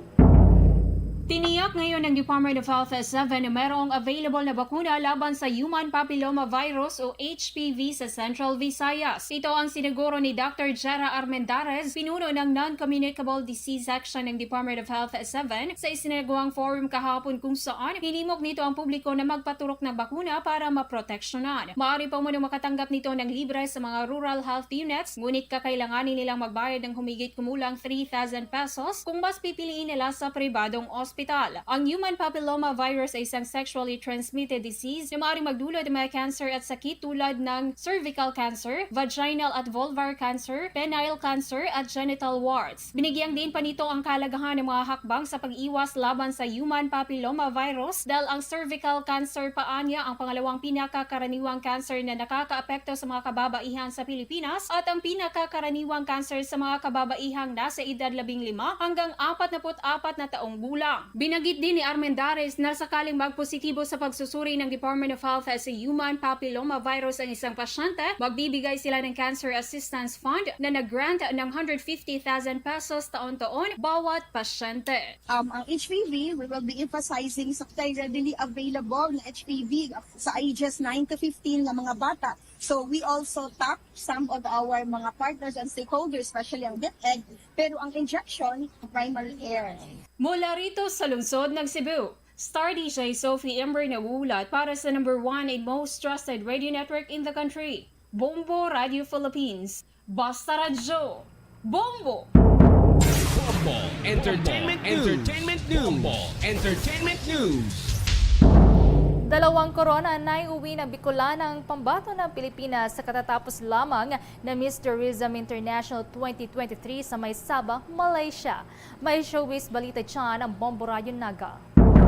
Dalawang korona ang naiuwi ng isang Bicolana na si Janet Reyes mula sa Pasacao, Camarines Sur matapos sa kanyang pagsabak sa 26 Miss Tourism International 2023 na ginanap sa Sabah, Malaysia. Sa panayam ng Bombo Radio Naga kay Alpha Reyes, ang tiyahin ni Janet, sinabi nito na naiuwi ng kanyang pamangkin ang Miss International Metropolitan Tourism 2023 at Miss Southeast Asia Tourism Ambassadress sa kakatapos pa lang ng kompetisyon na nagpapatunay lamang umano na kayang makipagsabayan ng mga Pilipinas sa kahit anong kompetisyon. Kaugnay nito, ayon kay Reyes, nagsimulang sumali sa pageant si Janet noong 2019 sa Batangas bilang isang Miss A at nasundan noong 2022 bilang Miss Bicolandia second runner-up at kinoronahan naman ito bilang Mutya ng Pilipinas 2022 at ito nga lang November 25, 2023 ay nasungkit ng dalaga ang dalawang korona na Miss International Metropolitan Tourism 2023 at Miss Southeast Asia Tourism Ambassadress. Lumaki man umano na mahiyain si Janet, nagawa pa rin itong yakapin at i-enjoy ang pagsali nito sa mga beauty pageant, lalo na ang pagrepresenta sa Pilipinas. Samantala, dagdag pa ni Alpha Reyes, buong pusong suportang ipinabaon naman nila kay Janet sa pagsali nito sa Miss Tourism International 2023. Kahit bigo man na maiuwi ng pambato ng Pilipinas ang corona, bilang Miss Tourism International, labis naman ang kasiyahan at sobrang proud ang naramdaman ng buong angka ni Janet at maging ang buong lalawigan ng Camarines Sur dahil dalawang korona naman ang naiuwi nito para sa bansa. Sa ngayon, patuloy na naniniwala ang buong pamilya ni Janet na malayo pa ang mararating nito kaya patuloy rin anya nilang susuportahan ang kandidata. Kaugnay niyan, pakinggan natin ang tinig ni Alpha Reyes. Ang ginawa namin ay pray and pray and pray na sana makuha niya. Sa awa ng Diyos, yung minimitihin namin na maging isa siya. Nakuha namin. Hindi lang isang corona, dalawa pa. Yun ay ang Miss Tourism Metropolitan, tsaka yung Miss Southeast Asian Ambassadress. 2 corona, isang gabi. Kaya masasabi kong masayang-masaya, lalo na kaming pamilya niya rito, Bicol. At yan ang bahag ng pahayag ni Alpha Reyes, ang tiyahin ni Jeanette Reyes. Para sa Bombo Network News mula dito sa Bombo Radyo Naga, Bombo Rey Guevara nag-uulat para sa number 1 and most trusted radio network in the country, Bombo Radyo Philippines, Basta Radyo. Bombo! Mga kabombo, bago tayo magtapos, sama-sama po tayong manalangin ng Orasyon Pirata for deliverance from calamities. Almighty Father, we raise our hearts to you in gratitude for the wonders of creation of which we are part, for your providence in sustaining us in our needs, and for your wisdom that guides the course of the universe. We acknowledge our sins against you and the rest of creation, nature. We have confused your command to subdue the earth. The environment is made to suffer our wrongdoing, and now we reap the harvest of our abuse and indifference. Global warming is upon us. Typhoons, floods, volcanic eruption, and other natural calamities occur in increasing number and intensity. We turn to you, our loving Father, and beg forgiveness for our sins. We ask that we, our loved ones, and our hard-earned possessions be spared from the threat of calamities, natural and man-made. We beseech you to inspire us all to grow into responsible stewards of your creation and generous neighbors to those in need. Amen. Christmas is a time for sharing. Mga kabombo at Kister Nation, si Christmas Countdown, 27 days to go, bagong araw ng Pasko. We share the love. Luzon, Visayas, Mindanao at sa buong mundo, yan ang kabuuan ng ating mga balita para sa pagtanghaling edisyon ng Bombo Network News. Mula dito sa Bombo News Center para sa number 1 and most trusted radio network in the country, Bombo Radio Philippines. Basta Radio. Bombo!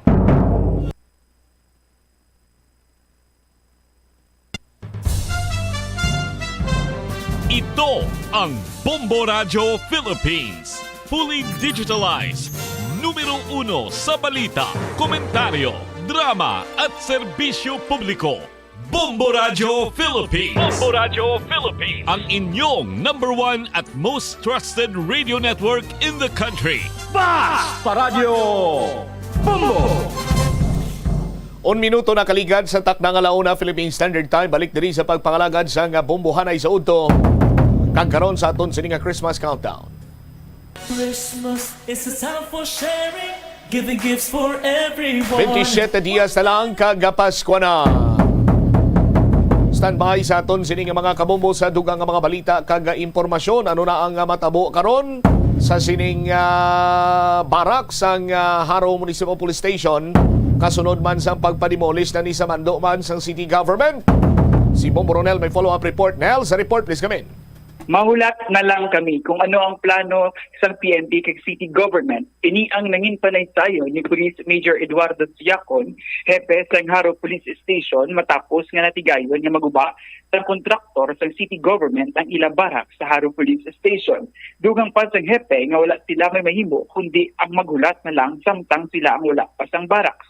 Nahibulaan nga nagserbe ang barak sa ila bilang balay pahuwayan kung sa diin nakahamtang man ang pila ka mga papeles kag importante nga mga dokumento. May kang tanan diri nagpalabot naman sa mensahe si Iloilo City Mayor Jerry Peña nga pagapatilugan ng multi-purpose ang lugar sa diin ginguba ang baras nga nakahamtang ang Haro Police Station. Suno kay Mayor ang Haro Police Station sa Bunkers Subdivision sa Tabuk Suba, Haro, nga may katuyuan ng mas palapit sa komunidad ang kapulisan.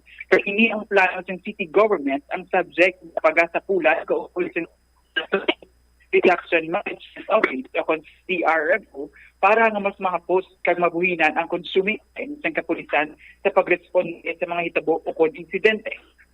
Yun na mahalin o kung mahalin ang Haro Police Station magpaidalong ini sa Iloilo City Action and Response.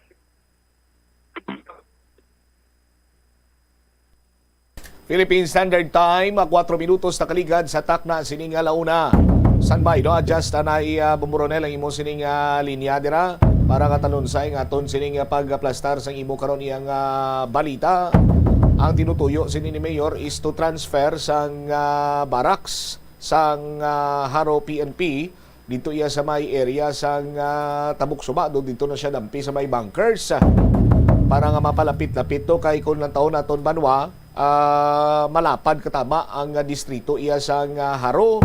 So sa tinutuyo nga mapalapit pa ang serbisyo sa aton sini mga kapulisan agud nga ini sila gilayon makaresponde pananglitan nga may mga call up. That is why nga ang tinutuyo sini is to transfer sang barracks man, no? I-spread out ang mga personnel sang Haro PNP. Balikan tas Bomboronel, please come back. Bombo, Chab, no? Mahula ka lang kami kung anong plano sa PNP kay City Government. Hindi yung naging panintayon ni Police Major Eduardo Siacon, Hepe sa Haro Police Station, matapos nga natigayon yung maguba sa contractor sa City Government ang ilabara sa Haro Police Station. Tugon pa sa Hepe nga wala sila may mahimo kundi ang magulat na lang samtang sila wala pa sa barak. Nahibalaan nga nagserbe ang barak sa ibalay tulog panglayan ng Bombo, kung sa diin nakamutang man ang pila ng mga papeles kag importante ng mga dokumento sa istasyon. May kamtanan din, nagpalabot naman sa mensahe si City Mayor Jerry Treñas, no, nga pagapatindugan sa multi-purpose building ang lugar kung sa diin ginuba ang barracks nga nakamtan ang Haro Police Station. So no, kay Mayor Treñas, kinatanuan nga transfer ang Haro Police Station sa bunkers subdivision sa Tabuk Suba, Haro, no, nga may katayuan nga mas mapalapit sa komunidad ang kapulisan. Kung ang ini nga plano sa City Government ang subject ng pagasapulan kaupod sa City Disaster Risk Reduction Management Office o kung CDRMO para mas mapos kung mabuminan ang consuming time sa kapulisan sa pagresponde sa mga hitabo o kung insidente. Kung matigayan na mahalin ang Haro Police Station, magapaida na pinili sa Iloilo City Action and Response o kung I-Care Station sa City Government. May bulaan na may operational na I-Care Stations ang City Government sa Kalumpang, Balantang, so Kapungka. May tatlo naman ka mga I-Care Station ang padayon, mga ginapunsak ang muniang sa Esperanza, Nabitasan, Kanta Mega Road. At dugang balang Italia at pamatian, ang panaysayo ni Police Major Eduardo Siacon may kaaktanan sa pagbuba sa Ilabara, Haro Police Station. Diyan kami di masaylo. Kaya, sir, ano ni sir ang plan ninyo sir sa kay natigayon gid nga maguba sir ang barak? Hindi na amon lugar mo, hindi na amon area, hindi na amon lokal, hindi na building ka PNP, wala kami di may mo. Ulat lang kami kung ano, kung din kami sa ilo. For the meantime, may barak, wala na problema. Trabaho ng yapo. Pero ang barak, sir, ang nakita ko ito, sir, sa inyo, sir, nga station, sir, do may ginhaf nga barrier, sir, nga ang sinas, wala, sir. Amo to, sir, ang temporary, sir? Wala kami ito sa tawag, sinikalanaan lang ito namon. Sa tubang. Oo, temporary. Mga kalanaan sa tropa, kung mapanyaga, bala. O mapanyapon. Wala kami siyang sailuan, siyang baraks, ha? Sige sir, ang imo lang bi sir reaction sir after nga naguba gid sir ang ginguba or sa ulat lang kami kung anong brown sa mundo sa TNT man sige ko na sir. Inyo nabatian si Major Eduardo Siacon, Hepe sa Haro Police Station, Bombocham. All right. Ini si Bombo Ronel Palencia Brabanjo para sa the number 1 and most trusted radio network in the country, Bombo Radio Philippines. Basta Radio, Bombo!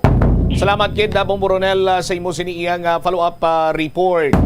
Di way managamater dira karo kun si Captain Siacon pa way managamater kun ang ila sini nga ginakanan orang ginapalahuyan ginaguba kay ti way man sang permanente sini iyang duta abi no ang Haro Police Station. Ang ilalamang sini is that ginaulat nila kung ano mangin lihok sa city government agud ya providean sila sang maayo sini iyang espasyo pero ang gimpasalig diri sa Chief of Police ang Haro nga magapadayon ang ila sini iyang pagtrabaho.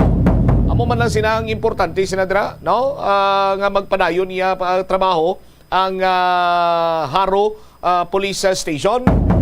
Sa aton sini nga mga taga Palamati, dipindi na sa city government kag kung lantahon gani naton way man niya sa pagpaslaw ang city government sa pagsuporta sa aton sini nga kapulisan. So nagakadapat kinamang at sila hindi man pagpaslawon ang mga pumuluyo nga ila sini nga ginaserbisyohan. 8 minutos na kaligad sa takna nga launa.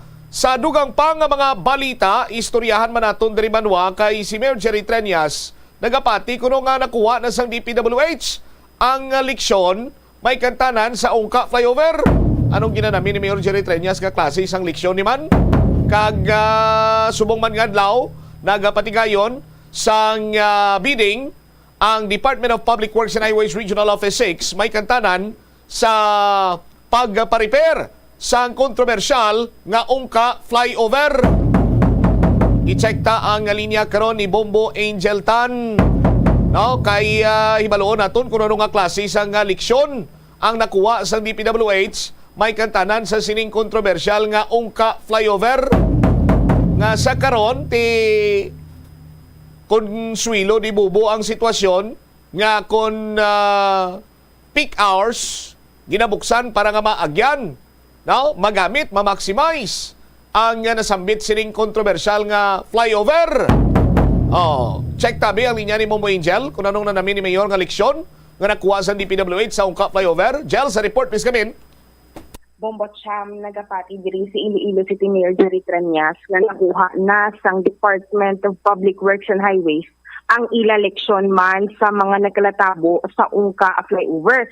Ini Bombot Siyam ang sabat sang akal pamangkot ini sa bomborado regarding manabi sa reaction niya kahit isubong adlaw ilang patigay o kung din patigay bidding sa pagkaayos sang nasambit na over.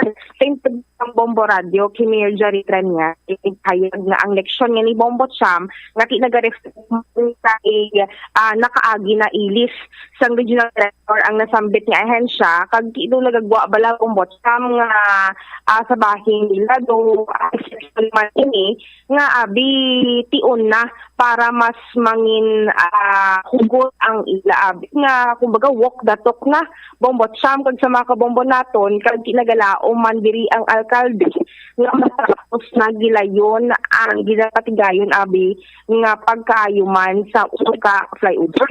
Hag diri ni Mayor Jerry Treñas nga ang publiko mismo nagahulat na kung sa pa makayo din ang flyover kag siya man mismo nagadali man sa ayo sinido kang pasangatungdan posible nga tido hindi gid man mahingagaw by January ining tagkaayo sa flyover kay after sang do medyo malawig-lawig pa ining proseso sang pagkaayo kag sa initial man naton gani sa the last time nga pag-confirm man kay Mayor Jerry Treñas nga ining Ungka Flyover gamiton pa para sa Christmas at the same time ang pagbukas sinido hasta pa dilagyang festival bala Bombot Siyam para nga tido mga makabulig ini siya sa traffic management man kag dalagan sang trapiko pasulod diri sa may syudad sang Iloilo. Yari eton pamatian bala ang kabahin sang pagpahayag ni Iloilo City Mayor Jerry Treñas sang aton ma-interview. Well, hopefully matapos na no ang trabaho kay do tanan nga ulat na gid lang sina. Dali na kitas na. Nagdinagyan na answer na? Pero hindi nakalagas. Iti mabutang na sila kundi sa kada poste na may problema, mabutang pa gid sila duwa. Dugay pa na siguro. Kasi masiling ka 6 to 8 months. At least nasugdan na. Kaya mo man dugay tanan ang wala. Pero with the bidding, sir, nag-hope kita nga kuntani ang contractor is like masarangan nga obra kon ining pagkayo sa Ungka Flyover. So. I think DPWH has learned its lesson. Kaya daw pila na ka-regional director nila nga kambyo din. No? Hopefully this time madayon na yun. So natong bayo ito, nason, lucky naman is mo. Diba? Bombot Siyam na batian sang mga kabombo naton ang kabahin sang pagpahayag ni Iloilo City Mayor Jerry Treñas. Alright. grabe man nga leksyon ng natuga sa aton sa nga ungka flyover ni no. Bumbo Angel. Do hindi lang niya leksyon kundi agoniya. Trauma. Trauma Bombo Cham. Kay tiya makon mo pila na katuig.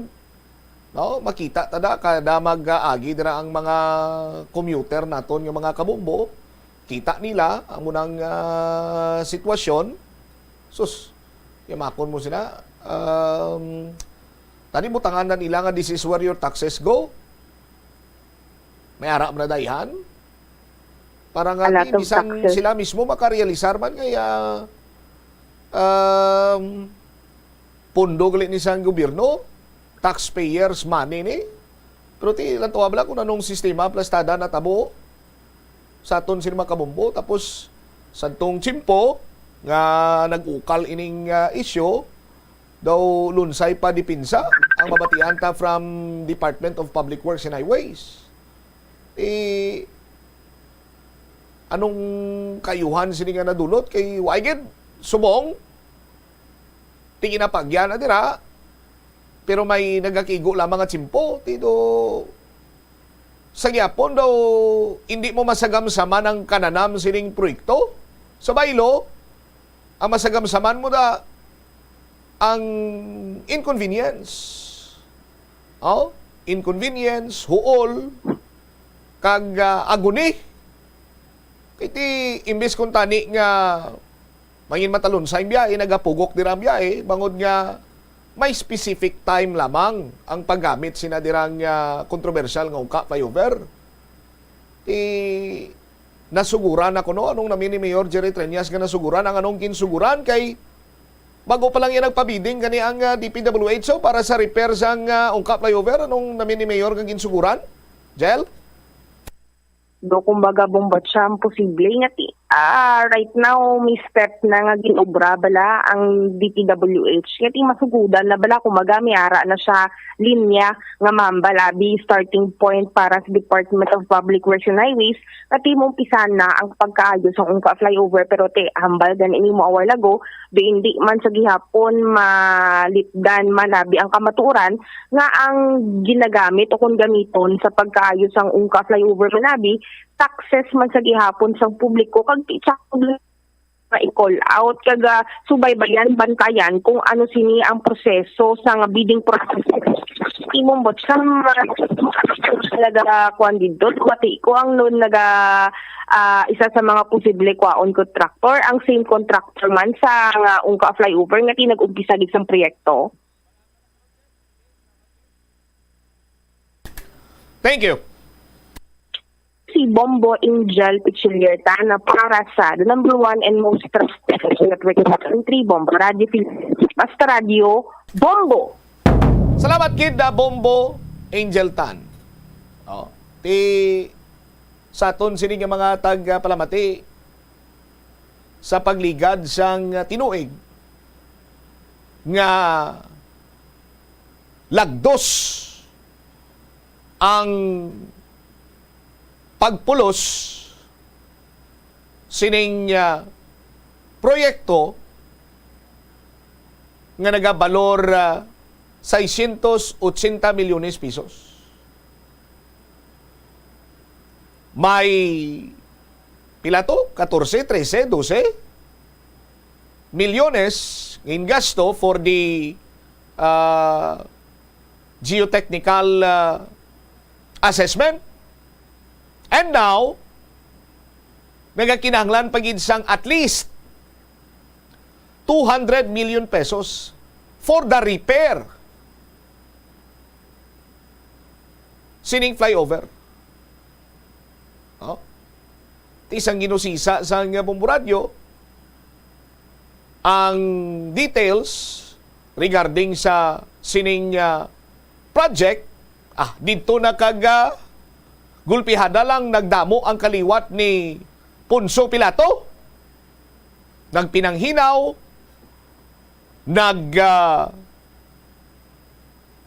salbami, ginsalbar kaw galingon, kag ginpatuto sa iban sini ang kapaltahan sa sining proyekto. Oh? Ti amo ining isa sa mga epekto sang linab-anay sa bahin karon iya sang mga multi-million projects nga ginagasto sa diri kwarta sang pumuluyo. Oh? Ti tubtob san-o nga may mga kasubong sini nga proyekto diri iya sa syudad, probinsya sang Iloilo. Sa pangkabugusan, ti hindi man lang ang amo sini iya nga proyekto nangin palpak. May mga palpak man iya nga mga proyekto sa iban sini nga lugar sa pungsod na Pilipinas. Kayang nagakatabo banwa, mas bigger chunk sang pondo ang nagakadto sa labo sa ginansya sang sa gina-implementar sa proyekto.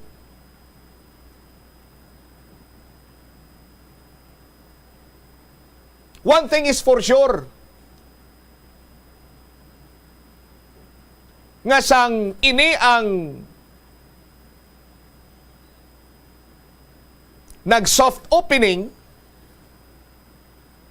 madamo sa mga politiko ang nagbalandra sang ila sining mga nawong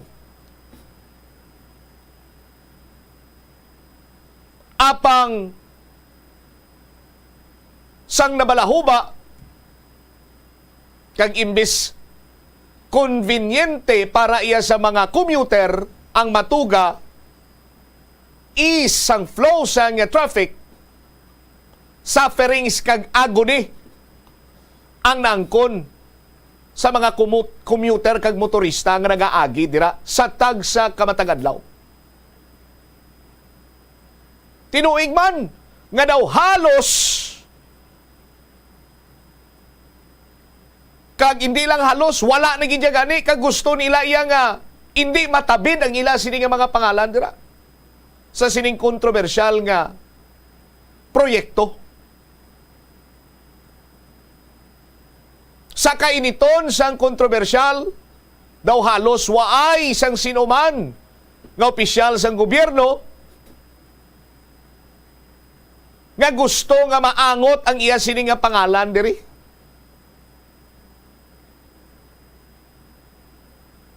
By the way, happy birthday, Senator Franklin Drilon.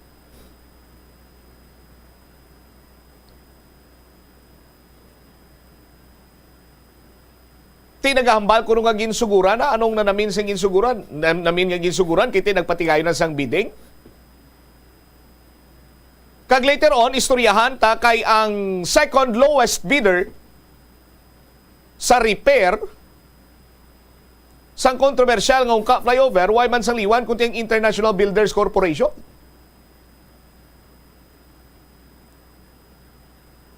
Sa aton sino makabubok? No? Kag grabe man nga maneuvering.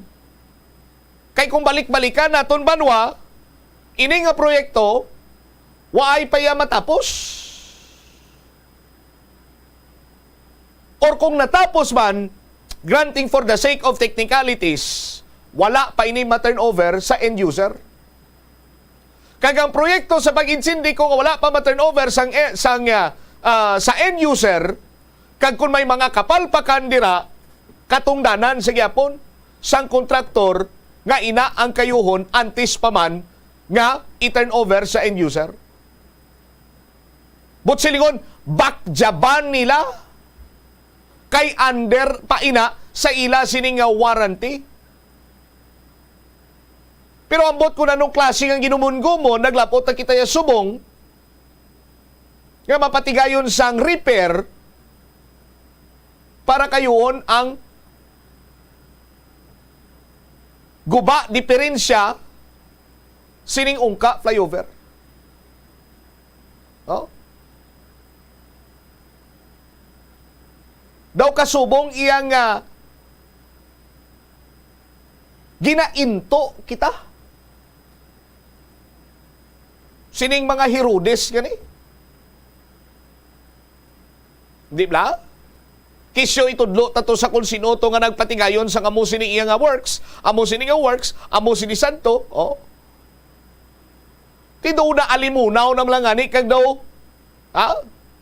Why naman kita kapanimaho kung ano pang plano, kung may tinutuyo gin man kita bala nga may i-held kita nga accountable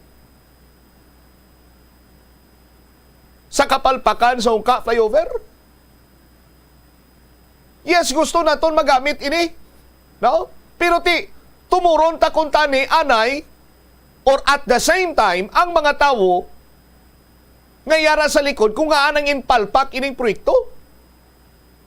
Kaya ano to ya, TY na lang to, salamat na lang to, charge to experience. Part of growing up.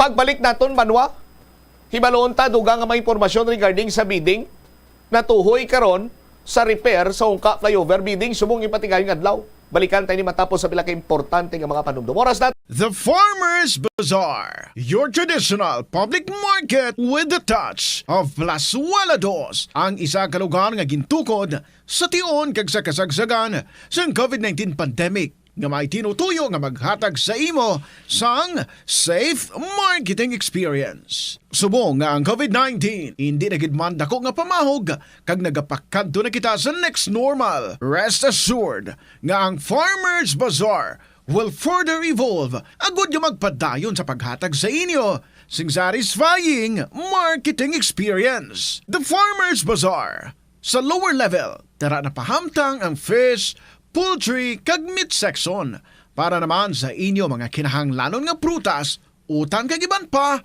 magbisita sa upper level pinaagi sa paggamit sa hagdanan o kon sa pagkadto direkta sa parking lot. The Farmers Bazaar, your traditional public market with the touch of Plasuelados. Plazuela de Iloilo Billboard of Activities for November 26 to December 2, 2023. Ang Disyembre 1 amo ang first Friday sa bulan. Ang tanan nga mga devotees kag non-devotees ang Sacred Heart of Jesus ang ginaagda nga mag-attend sang first Friday Mass sa among adlaw sa La Tolda. Mag-aumpisa alas 5:30 sang hapon. Ang Binhi Band, Iloilo's premier rock band ang handa nga maghatag sa inyo sa isa ka great musical show sa 2 ka oras kag 30 minutos nga rock festival sa Concert at the Plaza, blasting off at 6 p.m. sa December 2, Saturday. Sa tion sa among musical show, napulo ka mga Plazuela de Iloilo Christmas Edition mugs and more ang igaparaffle sa tanan nga mga suki sa Plazuela de Iloilo. Sa December 3, Domingo, imbitadong tanan nga mangin kabahin sa Eucharistic celebration sa among adlaw nga pagahiwaton sa La Tolda umpisa alas 11 sang aga. Sa among misa, pangamuyoon naton sa Ginoo nga ang mga leaders ng conflicting countries ang magtinguha nga makapangita sang fair solutions sa ilang misunderstandings so that global peace will soon be restored.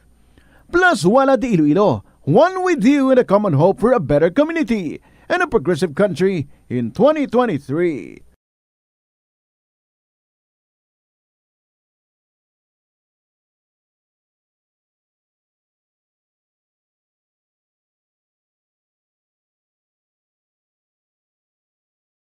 Sa patatas, mas sami ginahaboy na lang nato ng panit. Suno kay Dr. Cynthia Sass, isa ka nutritionist, ang panit sang patatas na makabulig sa increased potassium intake. Ang potato skins naga-provide man sang source sang iron nga isa ka essential mineral nga ang primary function nagalakip sang pagsuporta sang red blood cell function. Ini nga cells naga-contain sang dako nga amount sang hemoglobin, ang protein nga naga-bind sa oxygen halin sa ginahaklo ang hangin kag ginadala ang oxygen sa bilog nga lawas. Yari ang mga household level fire safety measures nga dapat tandaan agud makalikaw sa sunog sa balay. Hindi magbutang o kung magtipon sang flammable substance o kung chemical nga makatugas ang sunog sa kusina o kung sa sulod sang balay. Ipalayo man sa mga kabataan ang pospro kag lighters. Patya ang kalayo kag baga matapos ang pagluto sa kusina. Siguraduhon nga wala nagasungaw kag pirmi limpyuhan ang mga kerosene kag gas stoves. Tandaan, ang paglikaw sa sunog sa sulod sa balay, responsibilidad sang bilog nga pamilya. Himua nga mabungahon kag mapuslanon ang imo bakasyon sa panahon sang Paskwa. Yari ang pila ka mga bagay nga pwede mo mahimo agod mas masulit mo ang imo Christmas vacation o kon holiday break. Magtuon sa pagluto sang magkatuhay nga mga pagkaon. Magbulig sa ginikanan sa pagpreparar sa pagkaon kag tun-an kung paano ini ginaluto. Kung matutom ka sa pagtuon sa kusina, sigurado nga sa masunod nga Paskwa ikaw na ang mayor sa lamesa. Mag-set sang reunion sa imo mga kabyanan o kun anay mga classmates. Talagsa na lang kamo magkitaay gani ingaliti ang okasyon sa Paskwa nga liwat kamo magkaupdanay. Hindi tanan nga banding madala lang sa imnanay. Mahimo kamo magkaorganisa sang iban pa nga mga outdoor activities, kaangay sang hiking o kon paglagaw sa mga tourist spots nga malapit sa inyo lugar. Kung masarangan, mahimo man kamo mag-amutay kag magpatigayon sang gift-giving activities. Magbisita sa imo mga himata sa malayo nga talagsa mo na lang makita bangod sa kasakoon. Tion man ini, agod mapapag-on pa ang inyo relasyon. I-develop pagid dugang ang imo talento kag iban pa nga mga interes,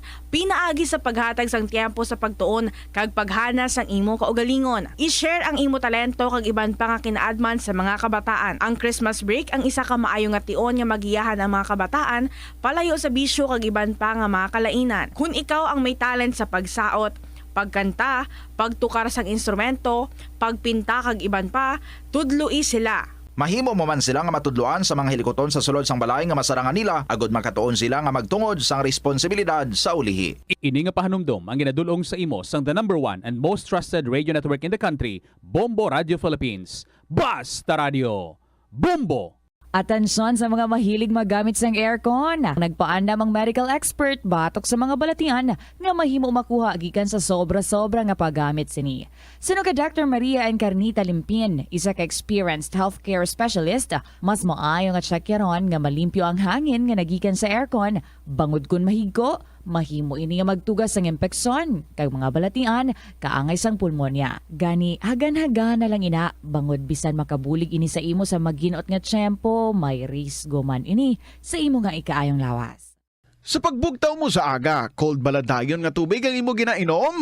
Ay, dali lang, wait a minute. Para sa ininit. Suno kay Dr. Deborah Weatherspoon, isa ka advanced practice nurse, mas maayo nga mag-inom sang alabaab nga tubig sa aga. Paathag ni Weatherspoon, iniya nagabulig sa lawas nga magpagwa sang toxins kag naga-improve sang imo blood circulation. Sa mga babayi, ang pag-inom sang alabaab nga tubig ay nagabulig man kung ikaw nagasuprer sang period cramps. Ang tambo o kung bamboo shoots manggaranon sa dietary fiber, low in calories kag power-packed sang essential nutrients. Suno sa pagtuon sang comprehensive reviews in food science and food safety. Ang phytosterols kag phytonutrients sa tambo ang ideal sa pagtunaw sang harmful LDL cholesterol sa lawas. Ang antioxidants sa tambo ang essential man sa pagpabaskog sa sulod kag sagwa sang lawas. Suno naman sa pagpanalawsaw sang Journal of Ethnopharmacology, ang bamboo shoots mayara sang anti-inflammatory kag analgesic o pain-killing properties. Masami bala nga nagabiring ang imo tiil? Suno kay Dr. John Hubert Pua, isa ka orthopedic surgeon, masami nga mabatyagan ang cramps sa idalom nga parte sang lawas. Apang mas delikado kung masami mo ini mabatyagan sa ibabaw nga parte sang imo lawas, kaangay sang kamot, bangod posible ini nga palatandaan sang mas malala nga balatian, kaangay sang sakit sa tagipusoon, diabetes, kag hypothyroidism. Nagpanugyan ang doktor nga ang pinaka-epektibo nga solusyon sa cramps amo ang stretching exercise tubtub madula ang pagbiring. Nakahibalo ka bala nga ang color ang makaapekto sang imo nga modo? Santo sa pagtuon sang American Home Shield, mayara sang correlation ang color kag mood. Kaangay sang pula nga nagapataas ang blood pressure kag heart rate. Apang mas maayo ang duag nga pula kunyara ini sa kusina, bangod mas nagapagana ini sa pagkaon. Ang shades nga blue kag green ang ginaabiso sa mga psychologist nga nagakadapat yara sa sulod sang imo kwarto, bangod ini nagapakalma sa paminsaron sang tawo. Likawan ang mga disgrasya nga dulot sang kuryente. Tabunan o konselyuhan ang mga wala nagamit nga electrical outlets. Ihaboyo kung ipa-repair ang mga electrical items nga may samad nga cords. Hukson sa saksakan ng mga electrical appliances antes ini i-repair. Hindi paghuslo na mga plug halin sa outlet nga ginabutong ang cord kay basi mabugto ini. Hindi pagpunon sa nakasaksak nga mga appliances o kon gadgets sa mga salaksakan. Hindi magtandog sa electrical appliances kung basa ang imo mga kamot. Likawan ang pagsaka o kon pagtandog sa puno o kon sangasang kahoy nga may nagalaylay nga kuryente. Kultura naton nga mga Pinoy nga magpreparar sa madamo kag sari-sari nga mga pagkaon sa panahon sang Pasko. Apang kinahanglan nga maghalong kita. Yari ang mga food safety tips sa holiday season. Hugasan sang maayo ang kamot antes maghawid sang mga pagkaon, ilabi na kung ginapreparar pa lamang ang mga ini. Ipasiguro man nga matinlo ang lababo, lamesa kag ang mga utensils o kon ang mga ginagamit naton sa pagluto. Proteksyonan ang kusina batok sa mga sapat-sapat, peste, ilaga kag iban pa nga mga kasapatan nga makahigko diri. Magamit sa matinlo ang tubig kung maghugas ang karne, prutas, ulutanon kag iban pa nga mga panakot. Hugasan sang maayo ang mga prutas kag ulutanon kung kaunon ini sang hilaw. Kinahanglan nga separado nga kutsilyo kag tapalan ang ginagamit sa paghiwa sang karne, mga panakot kag mga prutas o kung indi gani hugasan sang maayo ang kutsilyo antes gamiton sa paghiwa sa iban. Lutoon sang maayo ang pagkaon, ilabi na ang karne, itlog kag seafoods. Takpan o kon putson sang maayo ang mga pagkaon, agud malikawan ang kontaminasyon. Kung nagatangkas sang pagkaon, siguruhon nga napaidalom ang mga hilaw nga pagkaon agud indi matuluan sang ila tagas ang mga naluto na. Taguon sang maayo ang mga pagkaon sa refrigerator o kun sa mga bulutangan kag lugar nga indi dasig mapanos. Ini nga pahanumdom ang ginadulong sa imo sang the #1 and most trusted radio network in the country, Bombo Radio Philippines. Basta Radio, Bombo!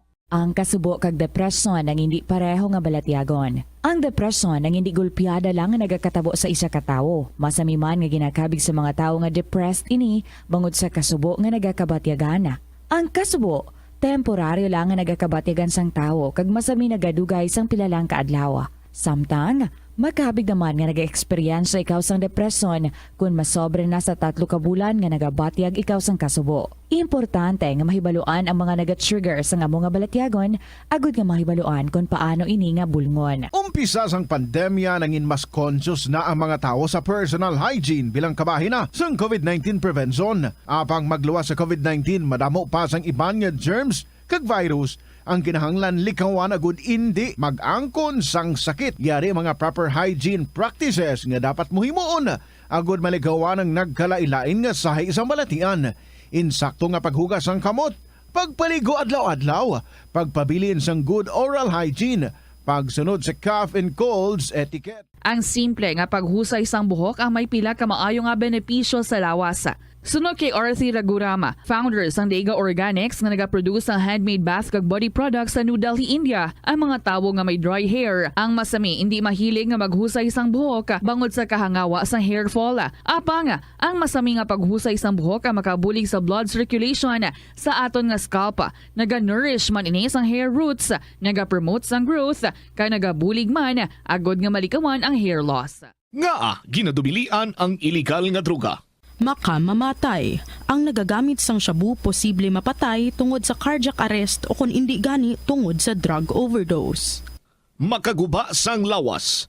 Makadulot ini sang pagkaguba sang kidney o kung pag-angkon sang hepatitis. Posible man nga malatnan sang acquired immune deficiency syndrome o kung AIDS. Maglikaw sa illegal nga droga para sa matawhay kag malinong nga komunidad kag pamilya.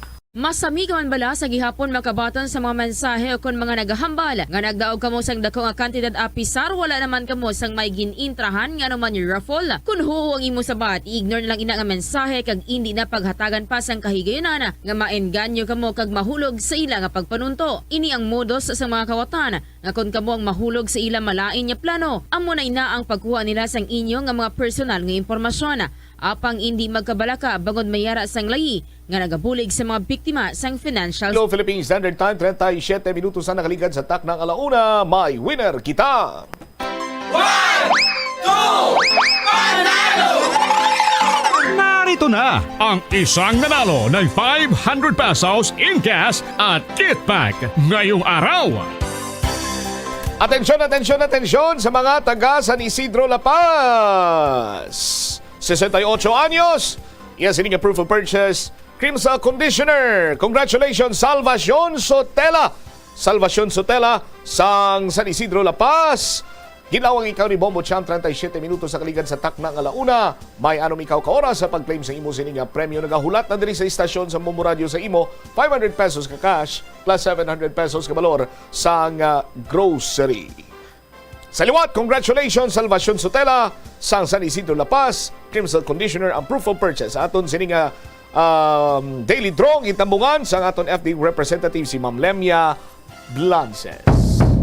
38 minutos na nakaligad sa takna nga launa. Standby sa kay Bombo Hana Andasa. Ano ang latest kay as per information kag sandigman sa Department of Public Works and Highways, no? Yun sa publiko nilang subong adlaw ang bidding para iya sa repair sang kontrobersyal nga Ungka flyover. Bombohana sa report, please come in. Nagpatigayon ng dropping and opening of bids ang Department of Public Works and Highways or Region 6 Bids and Awards Committee para sa nagakalain-lain nga civil works na lakip ng Ungka Flyover Modification and Restoration Works. Ang ining bidding gin-attendan man sang miyembro sang Bids and Awards Committee nga ginpangunahan ni Attorney Mary Grace Bolakenia Hachuela, ang chairperson sang Bids and Awards Committee. Sa initial nga result, gin-aprobahan ang Monolithic Construction and Concrete Products Incorporated nga may lowest bid amount nga 95,949,996 and 60 centavos. Nalakip naman sa nagbidding diri ang ikaduha nga may lowest bid amount amo ang IBC o International Builders Corporation nga may 96 million pesos kag nagapangatlo diri ang Orani Construction and Supply Corporation nga may ara sang bid amount nga 96,458,464 and 91 centavos. Tanan nga nasambit nga mga contractors kaupod ang ila bid amount amo ang magapaidalom pa sa bid evaluation and post-qualification. Sa interview naman sa Bombo Radio kay Engineer Sunny Boy Oropel, ang Director sa Department of Public Works and Highways Region 6, iyagyan pahayag na hindi pa siya makahatag ng statement kag nagapangayo lang ini sa konsiderasyon. Kay ti mapaidalong pa ini sa post-evaluation ang ining resulta sang bidding kag suno man gani sa iya wala pang ila talatapan nakabaton sang budget para sa restoration. Suno man kay Oropel Bombocham magalabot sa 7 ka adlaw ang evaluation na sini apang subject to change pa kay ti magadepende sa gihapon sa Bids and Awards Committee. Yari bala kay pamatian naton ang pahayag ni Engineer Sunny Boy Oropel para sa dugang nga impormasyon. Una pa ko kabalo kung sino nag-alatenda. Oo. Kay back action na yan, hindi ko na siya maintrahan. Okay, so may... Give us the consideration and understanding kay after sa opening, maubra patas ang aton niya, post-evaluation. So pila ka di sir ang post-evaluation? More or less, mga 1 week na natin gina post-evaluation. Kaya ang post-evaluation is will not only limit to the amount offered by the contractor, but it is also it also includes the equipment pledged by the contractor. So after But definitely we are now sa bidding. In fact, wala pa namon mabato ng kwarta. Pero we are nag-bidding short of award just in case. Oo. So after this bidding today, sir, may 1 week pa gid no nga post-evaluation. Depende na sa action sang back, hindi ko na siya ma-preempt. Oh. So tagayin nyo ang na-due tayo nga konsiderasyon kaya ang back is doing their best to evaluate immediately whatever the result of the opening for today. Nabatian ang pahayag ni Engineer Sunny Boy Oropel, ang Director sa Department of Public Works and Highways or Region 6 at Bombocham. Alright, so ang lowest bid amo iyang 96,500,000. 96,500,000 for Ungka Flyover Modification and Restoration. Bumbuhana, no? Restoration works. Lain pa gid niya ang repair.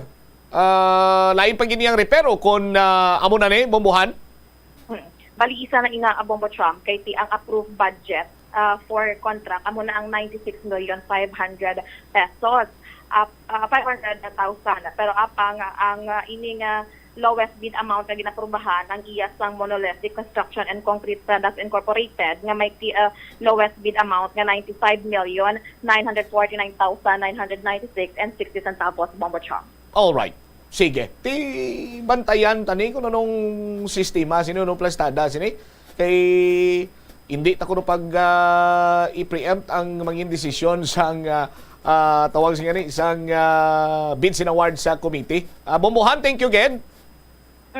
Ini si Bombo Hanajoy Mendoza Andasa para sa the #1 and most trusted radio network in the country, Bombo Radio Philippines.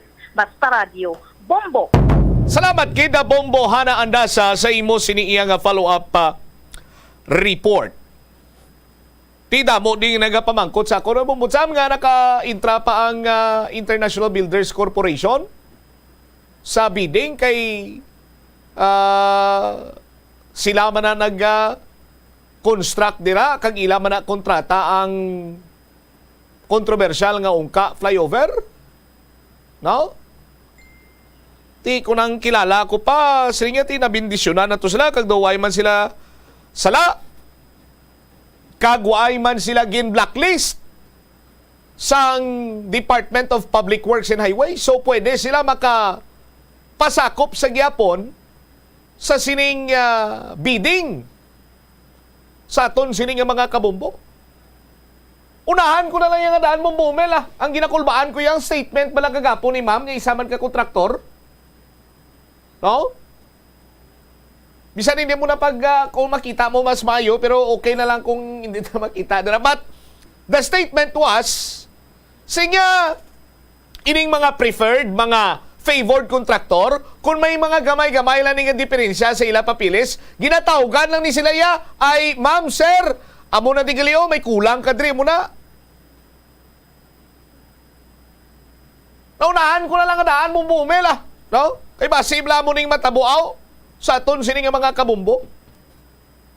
Pero ang palamangkutanon sa gyapon sa aton sining mga kuturan, correct me if I'm wrong sa mga taga-Department of Public Works and Highways, but why pa man sini nila ma-mention gid mo all throughout sa sining controversy kung bala na turnover na ini sa end user.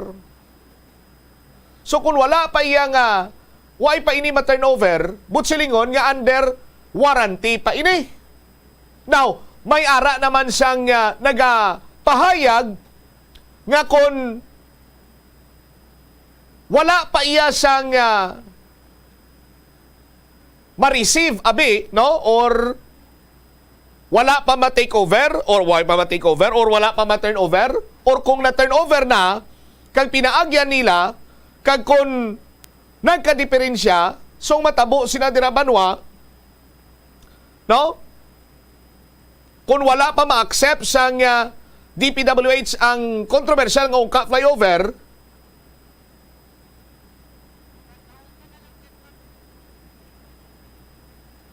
kung wala nila ma-accept, why gid sila kuno sang lagson sa kontraktor kay wala pa mabaton or why pa ma-turnover, gin paagyan na, so ma-void na kuno ang warranty. But as far as I can remember, soft opening pa lang to. Kag sa soft opening, didto iya banwa, kag natukiban, nga kasarangan tubtob mabalod ang sitwasyon sa ibabaw sa ungka flyover. So that is why ngagin sarado naman nadto. Kaya ang cost ang pagbalod-balod sa ibabaw, mayara sang vertical displacement sa iya sining mga piers. Sa aton sini makabumbo. Oh. Kung na-accept naman, kag wala magamit, tungod nga may diferensya, dapat may retention fee ini every month, halin sa kontraktor, kag amo niya ang gamiton para sa pag-repair. Oh. Tikaron sa aton sini nga mga kabumbo, ang sitwasyon is that naguba or diferensyado ang proyekto sa isa ka kontraktor nga panginwala man nga sila ang balasulon sa nasambit sini nga kapalpakan, 360 degrees turn kita sa mga opisyal naton nga ambal na lang at ipangitaan sa pamagi kung nga ma-repair ina. Now karon pagwa naman sang budget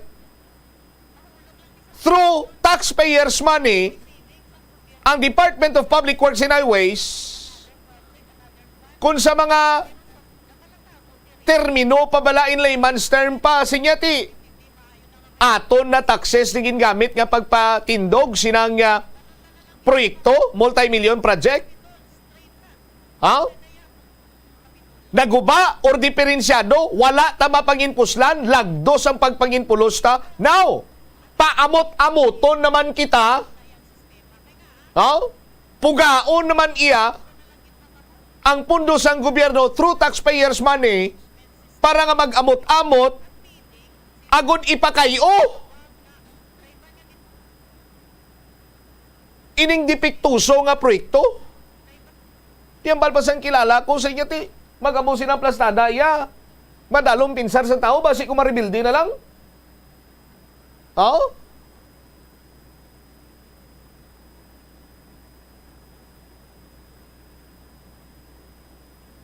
Siling niya, hambal sa akong sa kilala ko, sinya, bumutsam. Tidi na tong mga magluwas nga hindi na makita ang mga kaliwat ni Poncio Pilato nga nagpinanghinaw, gimpang salbar nila at kagulingon, siya din na tong mga kaliwat ni Maria Labo. Nga nagpaarak labo sa pundo sining proyekto, that is why nga ang resulta sini entonces. Now, dili na kita sa bidding, may post-qualification, ano tong term kagina? Subject pa ni sa 1 week nga post-qualification kuno sa mga bidder or sa mga nag-bid bala pay pinakanubo. Sini kay ang approved budget contract is 96,500,000 pesos. Ti ang lowest bidder, isa ka slide ta to, amo momel, ko zoom in. Na ang lowest bidder amo iya ang Monolithic Construction and Concrete Products Incorporated. Ila sining nga lowest bid or sila ining may lowest bid nga 95,949,6.40. Nagapang duha ang International Builders Corporation nga 96 sa milyon. 500,000 ng isla siya. Timay ara pa kuno sang all bids are subject to bid evaluation and post-qualification. Ti pangunahan ko lang daan. Pasimla may magtawag naman. Ano gani ma'am? Ano gani matabo? Kung may medyo may dulo-diferensya ang mga papili sa mga favored kag preferred or langga-langga kontraktor, ma'am? Nga district, hambalon ta na lang gid man kamo. Sila ang gaganar sa ginatawag nga arrangement system. Waay pag ginadrop ang bidding, may daog na. Biskan dayban man na sang isa ka kontraktor nga pangayaw kung sino man nga kontraktor da ang gusto mang sabad, madikyo ka mangyapon. Biskan ano mo kapatadlong kapapilis mo pangitaan ka nga pangitaan sang paagi para ma-disqualified ka sa bidding. Itong favored contractor nga ni, biskan damo na discrepancy kapapilis niya, ginahipsan lang na. Kagpuntakon lang na iya over the phone nga ma'am, kadtadlong ang papilis mo di kay may sala. I-comply lang, di amo na yang kamaturan. Te, iniya based on personal experience. Kay ti pangontrata man ni si mamo. Ti isa ka semana dako pa nga tsimpo, pila pa na ka oras ka tinawganay guro bumbuumel nga boss, kulang ta di sa mo ni Buso, nga gawa na ni Buso. Boss, mamo na ni Buso. Boss, ay kita da, bisan pang Jollibee lang, Jollibee. Anak ng tinapaw. Kapinot pinsaron banwa nga ti do ang gwa niya rabiri in broad daylight bla. Sa aton sini nga mga kabumbo. Ginastuan na sang pundo sang gobyerno through taxpayers money karon kay langto ang resulta sang proyekto. Pamuton mo naman ang mga taxpayer para ipakayo. Sus Maria kagusip. Way ta pa gani mapuslan sa Mayo, lagdos gani ang pagpulos tada. Kung sa mga atleta, pablaway pagani magsikat, laos na. Tiway pagani mapuslan, Mayo, guba na. pick up gilang tong ginsakyan sa mga opisyalis nga naglamburdahay na sa soft opening nyo, naglob-lob na. Oh?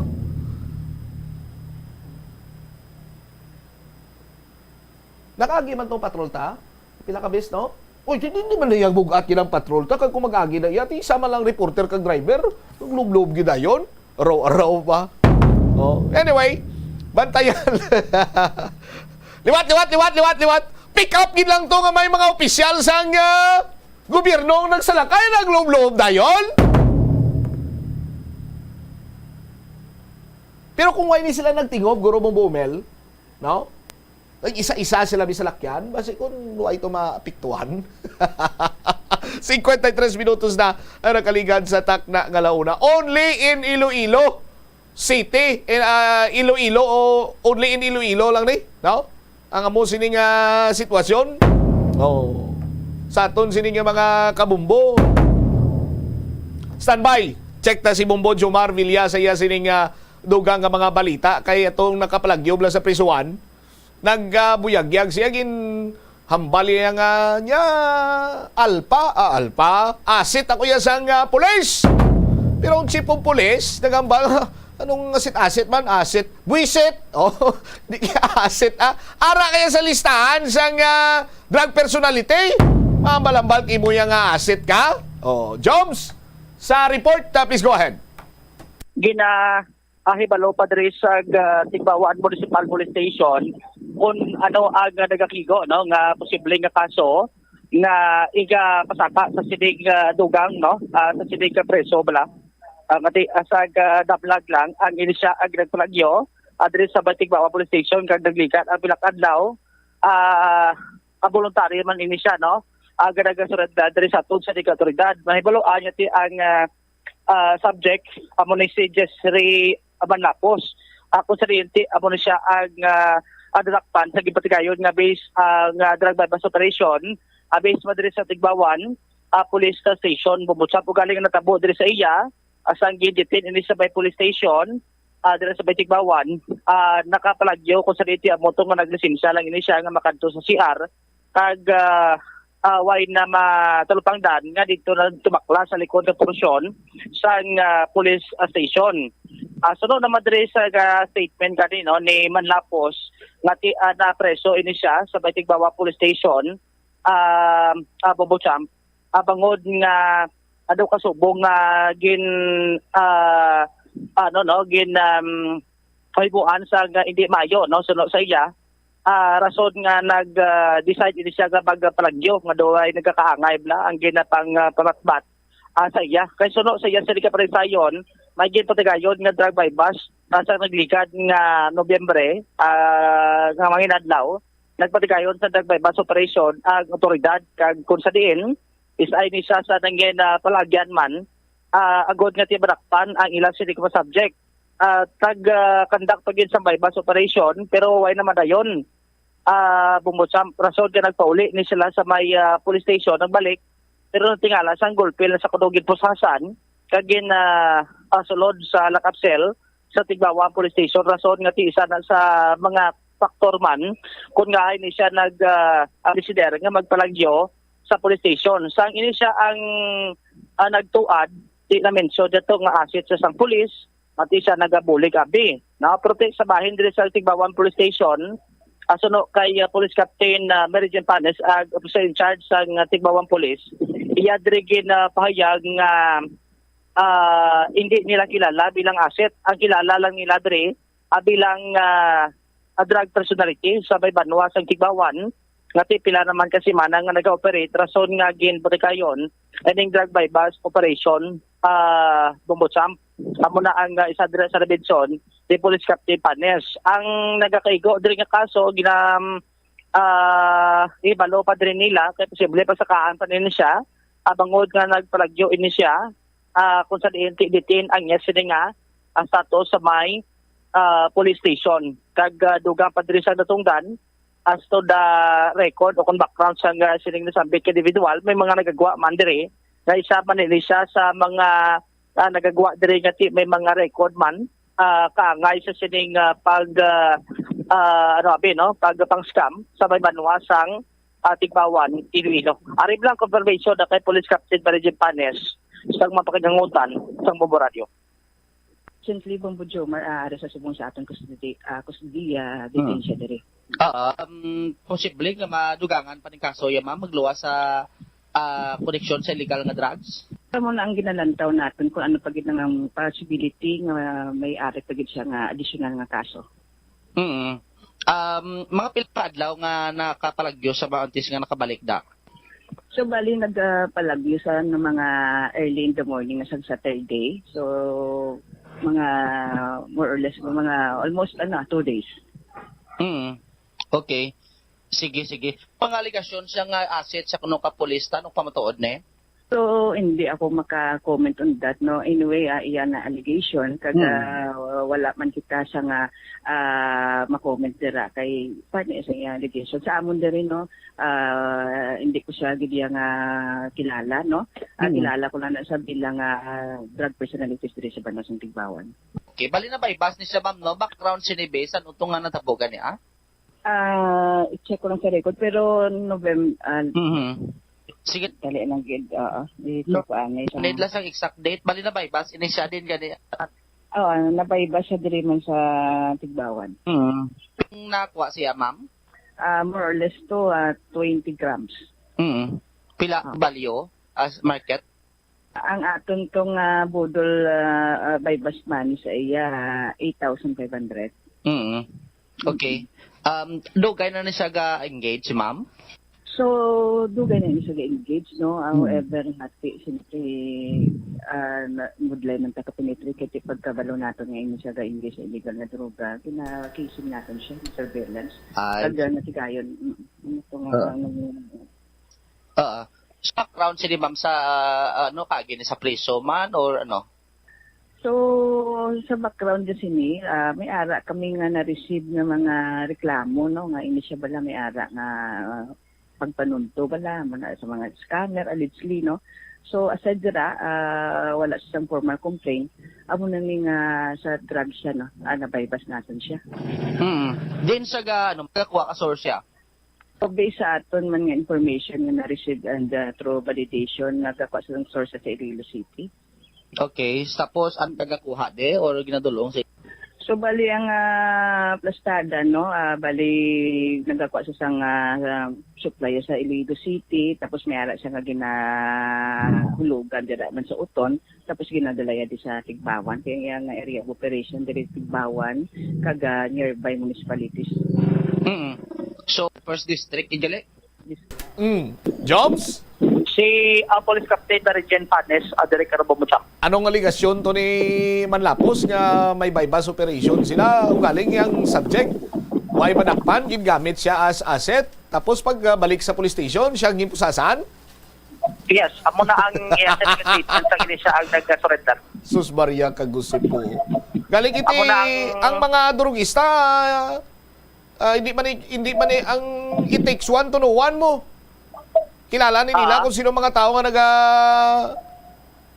naga-engage sa illegal drugs. Di ba na, Jobs? Amo na ang isa dra sa agin kung ano pa matuod na kasi yam na algasyon nga asit sa damo naman aklos lang gimpang bypass pubutsat sa bulig man ni Manapos. Kung ano pa matuod na abo na nga pag puli nila kasi why to manakpan kuno tong ilang sa subject siya kuno ginpusasan sa ginsulod sa bay Lakapsel amo to kadundi sa Maymos hasta kati naka ako sa kagiunan nga maka bala mo kung anong the best kung tani nga ginimo Jobs? Ano? Kunti why to matigayon ng bypass operation nila? Why siya nagsakay? Why siya nag-upod balik niya sa mga pulis? Nag-sakay siya bis tricycle kung nag-contact siya sa Grab. Di kayo nag-upod to sa pulis, balik sa police station. Tapos why accomplishment? Ari why? Ikaw na lang pusasa namon. Inaiya sandig sa aligasyon niya. Aligasyon niya na iya. Bisa na police maghambag ko din sila kala nga kung amo na kung asset kaya pagkilala ko no drug personality mo. Sa bay banwa sa Tigbawan pero amo na gani no at least mangin aware na ning pulis ta kay ti sa amo ng kagayonan lang nga nakaagwa siya. Kay ang istorya gali do naguba galing CR ni sa ilang kapsel kay usually ang CR sa sulod na mo. Babusab na bidi ka pangehe pero amo to nga nag diferensya amo to nagwa siya. Basi kung do plano yan naman or ano na nga dito siya nag-CR sa iya ka mga police personnel. Kag dito na nga naka-agwa kag nagtakpa sa badet ay wag siya pusas. Kay usually Ati, hindi na ako magpati magamusin ang Bombo Jomar. Nga man. Tiki ang aligasyon niya. Why na tigayon ang bypass nga iya gin-info sa pulis. Pagbalik sa police station, ginpusasyan siya. Pero pagbalik to sa police station, why man siya galing ginpusasan? Ano mo itong nakapalagyo sa atin? Hindi na kuya mapati. Sa police na kuya mapati, Jobs. Pero ano tayo na ginsulod ginlupot sa konstrisuhan mo? Ginsulod sa kalsel. Na So gikakasya nga ano? Nakakastang pusas. Tapos tinag-lisensya siya. Mangihi. Makadto sa CR. Amo to nga ginpasugtan man. Pero may upod ba nga pulis o galing ti amo nang ginabisigaran ko kung paano na Di ba si kung sige upod to ka pulis siya, sang nangihi siya, sige ML kasang pulis to guro? Hindi man guro Pero hindi man guro. Ati ba si kung pag-upod niya to nga mangihi ining si Manlapos, basi ko nagahampang sa Call of Duty. Ti amo na ang isa dira sa subject karon sa investigation. Ina kung imbestigaran pa Kung paano nga ti na kagwa ni siya sa presuhan. Sige, Joms. Ini si Bombo Jomar Villa para sa number 1 most trusted radio network in the country, Bombo Radio Philippines. Basta Radio, Bombo. Salamat kid Bombo Jomar Villa sa imo sining follow-up report. Ang iban nga mga balita kag impormasyon inyo bantayan sa iban sinimanusin public affairs program sa Bombo Radio Iloilo. Standby na sa kapon lamang program ko pa naman sa kay Tita Regine. Isipomot siya Blanco Vergabilin sa imo sa mananay nga hapon. May God bless us all. Para sa the number 1 and most trusted radio network kinakantang Bombo Radio Philippines. Basta Radio! Bombo! The Farmers Bazaar, your traditional public market with the touch of Plazuela Dos, ang isa ka lugar nga gintukod sa tion kag sa kasagsagan sa COVID-19 pandemic nga may tinutuyo nga maghatag sa imo sang safe marketing experience. Subong nga ang COVID-19 hindi na gid man dako nga pamahog kag nagapakadto na kita sa next normal. Rest assured nga ang Farmers Bazaar will further evolve agud nga magpadayon sa paghatag sa inyo sing satisfying marketing experience. The Farmers Bazaar. Sa lower level, tara na pahamtang ang fish, poultry, kag meat section para naman sa inyo mga kinahanglanon nga prutas, utang kag iban pa, magbisita sa upper level, pinaagi sa paggamit sa hagdanan o kon sa pagkadto direkta sa parking lot. The Farmers Bazaar, your traditional public market with the touch of Plazuela Dos. Plazuela de Iloilo Billboard of Activities for November 26 to December 2, 2023. Ang Disyembre 1 amo ang first Friday sa bulan.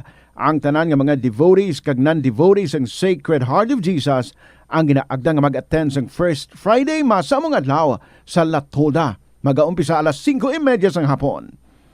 Ang Binhi Band, Iloilo's premier rock band, ang handa nga maghatag sa inyo sa isa ka great musical show sa 2 ka oras kag 30 minutos nga rock festival sa Concert at the Plaza, blasting off at 6 p.m. sa December 2, Saturday. Sa tion sa among musical show, napulo ka mga Plazuela de Iloilo Christmas Edition mugs and more ang igaparaffle sa tanan nga mga suki sa Plazuela de Iloilo.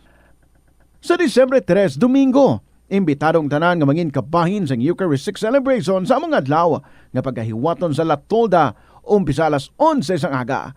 Sa among misa, pangamuyoon naton sa Ginoo nga ang mga leaders ng conflicting countries ang magtinguha nga makapangita sang fair solutions sa ilang misunderstandings so that global peace will soon be restored. Plazuela de Iloilo, one with you in a common hope for a better community. and a progressive country in 2023.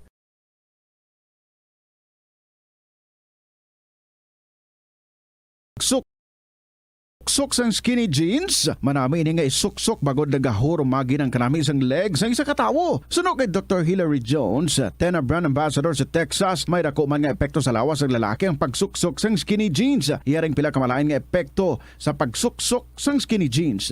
Makatugas ang permanenteng muscle damage. Mas maayo suno sa eksperto nga maggamit sang cotton fabrics agod mangin komportable kag magkalikaw sa hindi maayo nga epekto sa lawas sang skinny jeans. Kabombo, nagapalibog ka bala kung ano nga regalo ang imo hatag sa imo ihado kag ihada? Hindi kinahanglan nga mahal, basta makahulugan lamang kag mapuslanon para sa imo hatagan. Yari ang pila ka mga ideya sa pagpili sang regalo. Kung masarangan, mahimo mo nga ihatag kung ano mismo ang ila ginapangayo, bangod patod nga magustuhan nila ang imo regalo. Mahimo mo man nga mahatag kung ano ang ila kinahanglan, kaangay abisang school supplies, kag iban pa kung sila ang nagaeskwela. Mapuslanon gid kung ang imo regalo, sarang nila masuksok kaangay sang bayo, pantalon ukon sapatos. Pukawa man ang ila interes sa pagtuon kag sa pagpalapad sang ila mga kinaadman pinaagi sa pagregalo sa ila sang mga libro. Sorpresahan man sila pinaagi sa paghatag sang regalo nga sa ulihi marealisar nila, kinahanglanon gid gali nila. Ang Pasko wala ginatakos sa bilis sang regalo kundi sa kahulugan sini kung sa diin makatuon kita nga mangin maalwan kag mapinasalamaton sa mga grasya nga aton mabaton. Ini nga pahanumdom ang ginadulong sa imo sang the #1 and most trusted radio network in the country, Bombo Radio Philippines. Basta Radio. Bombo! Paano bala mahibaloan ang isa ka impormasyon nga nagapatalang? Ukon sala. Una, i-check gid ang source kung sa diin inihalin. Kung ang impormasyon halin sa reputable news outlet, makit-an ini sa ilang website. Ikaduha, i-check ang petsa sang gin-publish ang impormasyon ukon ang article. Ikatatlo, i-check ang detalye sang impormasyon. Basta hagid ang bugos nga istorya bangod posible nga ang detalye ang malayo katama sa nakabutang sa headlines. Mag-fact check. Kon kaisa, bangod sa imo nga kaakig, stress kag disappointment sa kabuhi, nagadesisyon kamo nga wala ninyo ginapalibugan kag ginapadalman. Gani likawi nga maghimo sang desisyon kon ikaw ang akig. Hatagi sang oras ang imo nga kaugalingon, bangod ang imo nga first idea ang hindi mo man kon kaisa makabig nga best idea. Makabulig man nga magpangayo sang perspektibo sa ibang nga tawo, ilabi na kon siya ang nagapangatubang man sang kaangay nga sitwasyon sa ilang nga kabuhi. Kun ang desisyon nga imo ginhimo ang wala nangin madalagon, hindi napagbasulon ang kaugalingon. Mga kabombo nga motorista, yari ang mga pamaagi agud makatipid ka sa gatong. Ipasiguro nga yara permi sa maayong nga kondisyon ang imo salakyan. Check yara ang imo nga goma kag siguraduha nga yara sa husto nga tire pressure. Likawan nga naka-idle ang makina sang imo salakyan bangod nagakonsumo ini sang gatong. Buksi ang bintana sang imo salakyan kag magamit lamang sang aircon kung kinahanglan. Kag pakamaayuha nga mag-commute na lang o kung maglakat-lakat kung malapit man lang ang imo kadtuan. Likawan ang aggressive driving kag padalagan ang imo salakyan sa husto lamang nga kadasigon. Agud makalikaw sa food poisoning o kung paglain sang tiyan, sundo ng ining mga pahanumdom sa pagpreparar sa mga pagkaon kag ilimnon. Manghugas ang kamot kag ipabili ng katinlo antes kag pagkatapos ang paghimos. Kung nagamasakit, likawan ang pagpreparar sang pagkaon para sa iban. Siguraduhon nga naluto sang husto ang pagkaon. Kung mahimo, kauno ng pagkaon samtang mainit pa. Siguraduhon ang katinlo sang pagkaon agud ang selebrasyon mangin mas malipayon. Nakasimba ka na bala sa Miagao Church? Ini ang kilalaman sa tawag nga Church of St. Thomas of Villanueva. Ang construction sa nasabit nga simbahan ang nakumpleto sa tuig 1797. Sa subong, ang Miagao Church ang isa sa mga tourist spots sa Iloilo. Popular ang Miagao Church sa detalyado kag artistic sculptures sini nga nagapakita sang Spanish, Muslim kag Chinese traditions. Ang Miagao Church ang gindeklara bilang UNESCO World Heritage Site sang Desyembre 11, 1993. Kung sa imo pagbugtaw, magpalanakit man lang ang imo lawas, basi hindi ka naman namian magtulog. May panugyan ang pain medicine specialist nga si George Gergis. Simple lang. Una, maglikaw sa pagkaon nga nagapromote sang inflammation. Piliun mo ang madamo nga utan, prutas, whole grains kag seafood, bangod ginapataas sini ang antioxidants nga nagabulig sa pag-reduce sang inflammation. Mag-exercise apang hindi man pagpatamaan. Ang movement nagalubricate sang joints gani nga makalikaw sa pain kag stiffness. Ipabilin ang maayo nga panglawason sa panahon sang Paskwa. Mag-ehersisyo sang nagakaigo apisar nagabakasyon. Magpain sang tunga tubtub isa ka oras nga tiyempo para sa pag-ehersisyo kada adlaw. Magkaon lang sang nagakaigo ilabi na kun madamo sang handa sa lamesa. Balansihon ang pagkaon sang karne, utan, prutas kag dessert. Hindi buot silingon nga madamo ang preparasyon. Mapagusto ka naman sa pagkaon. Antes magpadulong sa Christmas party, magkaon ka na nga daan sang jutay halin sa inyo balay agud makontrol mo ang imo pagkaon sa tion sang selebrasyon. Kung magkuha sang pagkaon sa buffet, tilawi anay ang pagkaon kung mauyunan mo o kung hindi, antes magbutang sang madamo sa imo plato agud hindi mauyang. Mag-istorya sa imo mga kaupdanan samtang nagakaon agud may banding kag lubos nga ma-enjoy ang selebrasyon kag malikawan ang pagkaon sang sobra. Mag-inom sa nagakaigo nga kadamuon sang tubig agud manginhusto ang kabulusgon kag malikawan ang pagkuyam-kuyam pagkatapos magkaon. Ini nga pahanumdom ang ginadulong sa imo sang the number 1 and most trusted radio network in the country, Bombo Radio Philippines. Basta Radio.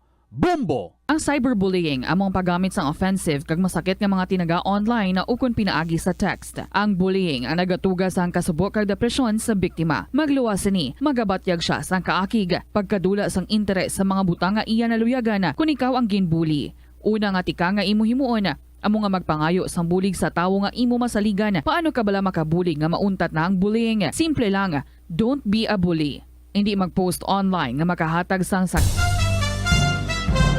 Ito ang Bombo Radio Philippines. Fully digitalized. Numero 1 sa balita, komentaryo, drama at serbisyo publiko. Bombo Radio Philippines. Bombo Radio Philippines. Ang inyong number 1 at most trusted radio network in the country. Basta Radio Bombo! Yes, good afternoon, good sa inyo mga kabombo. This is Tita Regine. Welcome sa Tuesday edition sang kahapon lamang program. And it's the 27th of November 2023 sa aton nga Christmas Countdown. Christmas is a time for sharing, giving gifts for everyone. What matters now is this Christmas we share the love.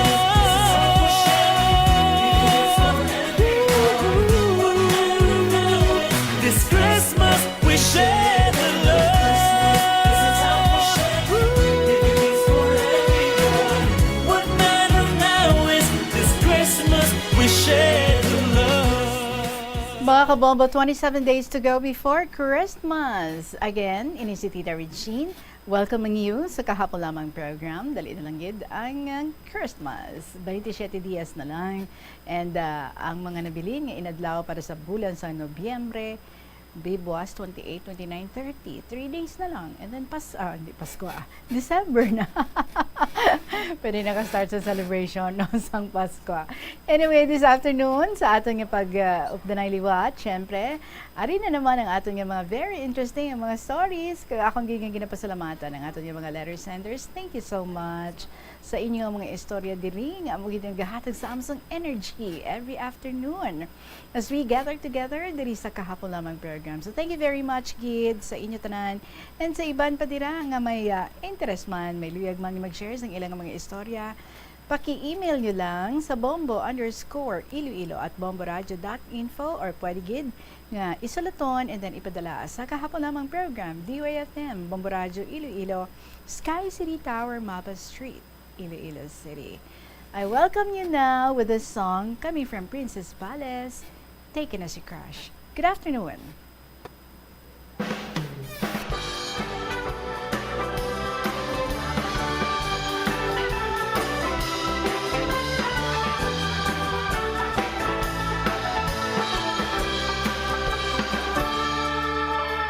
Ako'y nag-iba na puno ng saya nung siya ay nakita ko. Nakapulong pula siya'y astig pumorma, parang ang bango-bango. Nagkatinginan at bigla na lang akong nag-smile, ngunit na-conscious nung lumapit sa'kin at nag-hi. Di ko malaman kung ano ang mararamdaman. Taken as a crush, taken as a crush, taken as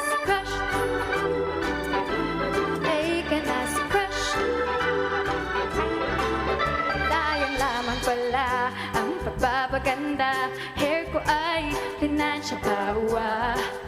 Type na type ko man siya, di na ko aasa. Bagay man kaming dalawa. Tinignan ko ang kanyang Facebook pati Instagram. Ang sweet nila o di kaya sila nilalanggam. Di ko malaman kung ano ang mararamdaman. Tama na, move on na lang. Take na si crush. Take na si crush.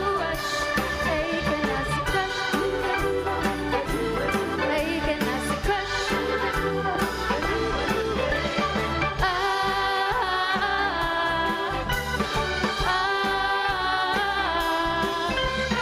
Nonood na lang ako ng K-drama.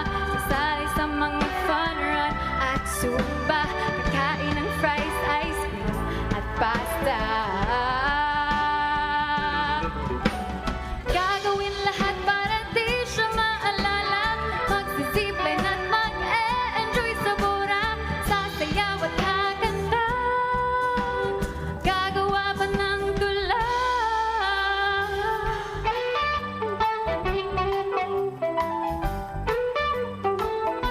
Take na si crush. Take na si crush. Take na si crush. Take na. Take na. Take na si crush. Take na si crush. Take na si crush.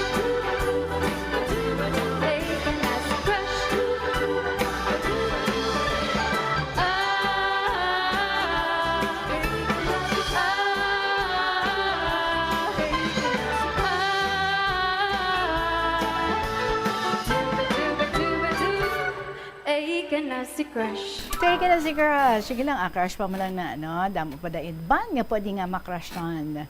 Oras natin, it is now 20 minutes after 2 o'clock. First story natin for today is from Nanay Del Sonzaraga. And this is her 14th story diri sa KLP. Part 1. So, iyang share diri sa aton. Dearest Tita Regine.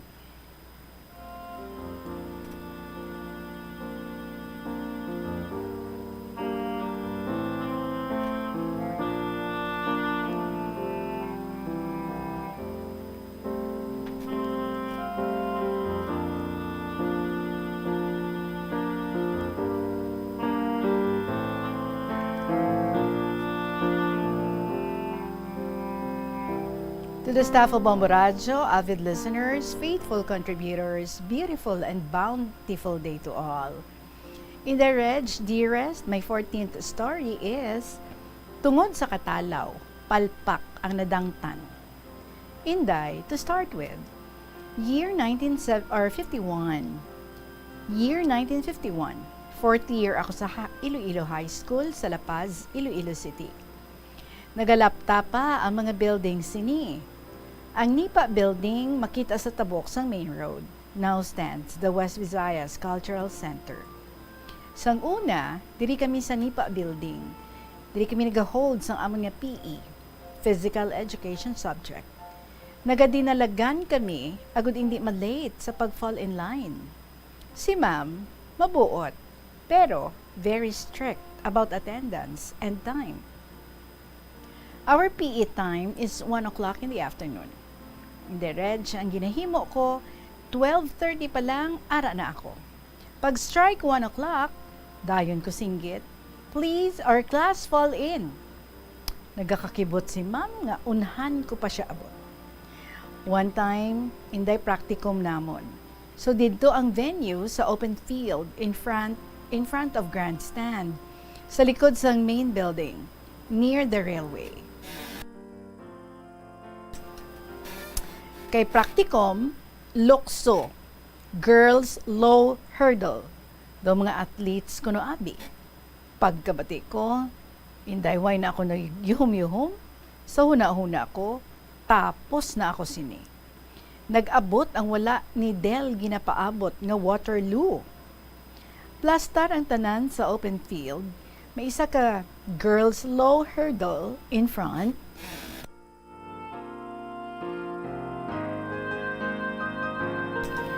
Dayon ko command, class fall in. Arms forward, brace. In a loud voice. Ma'am held her record notebook. Tulok niya kami tanan. Gintutok gid sa ako ng panulok kag magsiling. Nahibaluan ko ang mga abilidad ninyo. Nga, Inday Reg, she personally addressed it to me. Del, kung malumpat o malukso mo ining low hurdle, your grade of 95%, I will make it 100%. Ay, abaw? Nagdugang nervyos kag kulba ko, Inday. Sigurado, mapahiya gid ako. Sure, sino hindi makauyon sa 100% man? I love that grade very, very much. But how? Ti ano, labawan ko pa si Sim Grino, our classmate in Iloilo Normal School, Training Department, now West Visayas Laboratory. Our former governor of Iloilo labeled as Mr. Clean, and Aslo Salalba, the most popular and expert athlete in pole vault during his time. Also, a former secretary of DILG. They're our family friends. In the reg to continue the practicum, hambal ko sa kaugalingon ko, hindi gid ako makalumpat sini. Nga I don't have any background about lukso or lumpat sang bata pa ako. I don't play jump the spine, Chinese garter. Bisan jutay nga kanal, hindi makalumpat o lukso. Ti hurdle pa. Ma'am held her record notebook again and shouted, "Are you all ready, girls?" "Yes, ma'am," we answered. Bumadasig gid ini Reg ang kubak-kubas ang dughan ko. Oh yes, I tried my very best. Pag daw lumpaton ko na, my brain dictates me. Del, suhuta na lang. Hindi mo kaya. Basi mabalda ikaw. Ti, natabo ang natabo. Ginsuhot ko gid. Inday Reg. Dayon sininggit sa mga classmates ko. Del, kanugon. Kanugon gid Del sang 100% grade in PE. Tani ma-honor student ka na. Thank you, classmates. Let's charge it to experience. In the reg, ang katalawit ko gid, amo ang galaglag sang akon pagtuon. Inday, here's again another experience. Sa among nga physics subject, sa main building among class, inang may logo in front nga ulo sang Carabao, diri kami na naga-flag ceremony every Monday morning. Ang among nga subject matter, describe the parts of the human skull. Nga ako naman ang nadakpan, how? Balani dearest ma'am nga, I'll die or faint seeing the skull. Ano nga kadimalason ining akon swerte? Nanay, to nagtupa bomba sa ulo ko. I pretended, nga do sa wala lang, ay abaw in the reg, I'm perfect in describing, pero ang mga mata ko, malayo sa object. Dito ako nagatulok sa mga classmates ko, kag nagapalang lapsi na ako. Ti ma'am asked, what happened, Del? I feel bad, ma'am. Just take your seat. I'll give you a grade of 85%.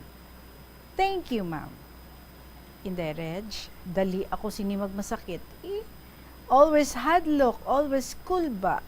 Ti anon ko, kay amo iniiya, ang nature ni Del. Ahay no, luluoy lang si Nanay Del. Inday, another instance which I'm being tested again. On my third year high school, same school, I'm enrolled. My English teacher called me. Nga saling niya at 5 o'clock sa hapon after dismissal, I'm going to report at the English room for a meeting to elect officers for our school organ, the Ilonggo. Inday, basta election na, madugayan, masiruman kami. Ti konsirum, alagyan ko, bola-bola si Del, mapasirom? No way, a very big no. Inday bago lang abi naguntat, mamunog nga ulan, ti naguluha naman, dalagko nga mga lago sa idalam sang mga akasya. Hindi, Reg, aber man hindi ako kapasar sa English subject. Samiran lang or back subject, di ba? Inday, labigid meeting ko, sang makusog ako, labigid meeting ko, sang makusog ako sa kahadlok.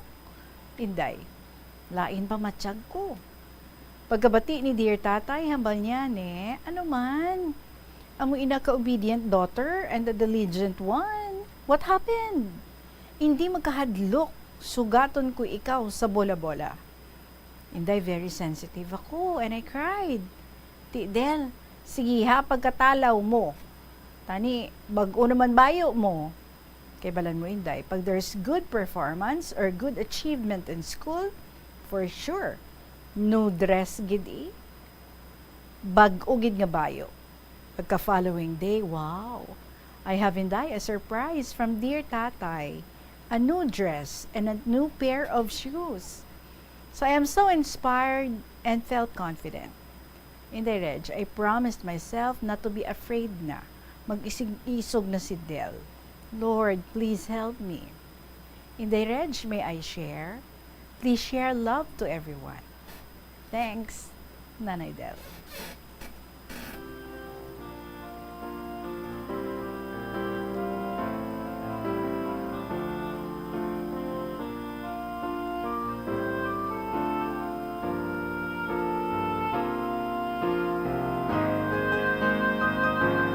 Wow, mo gina, no? Tagsa-tagsa sa aton, may ara kita sang ginakahadlukan, may ara kita mga fears.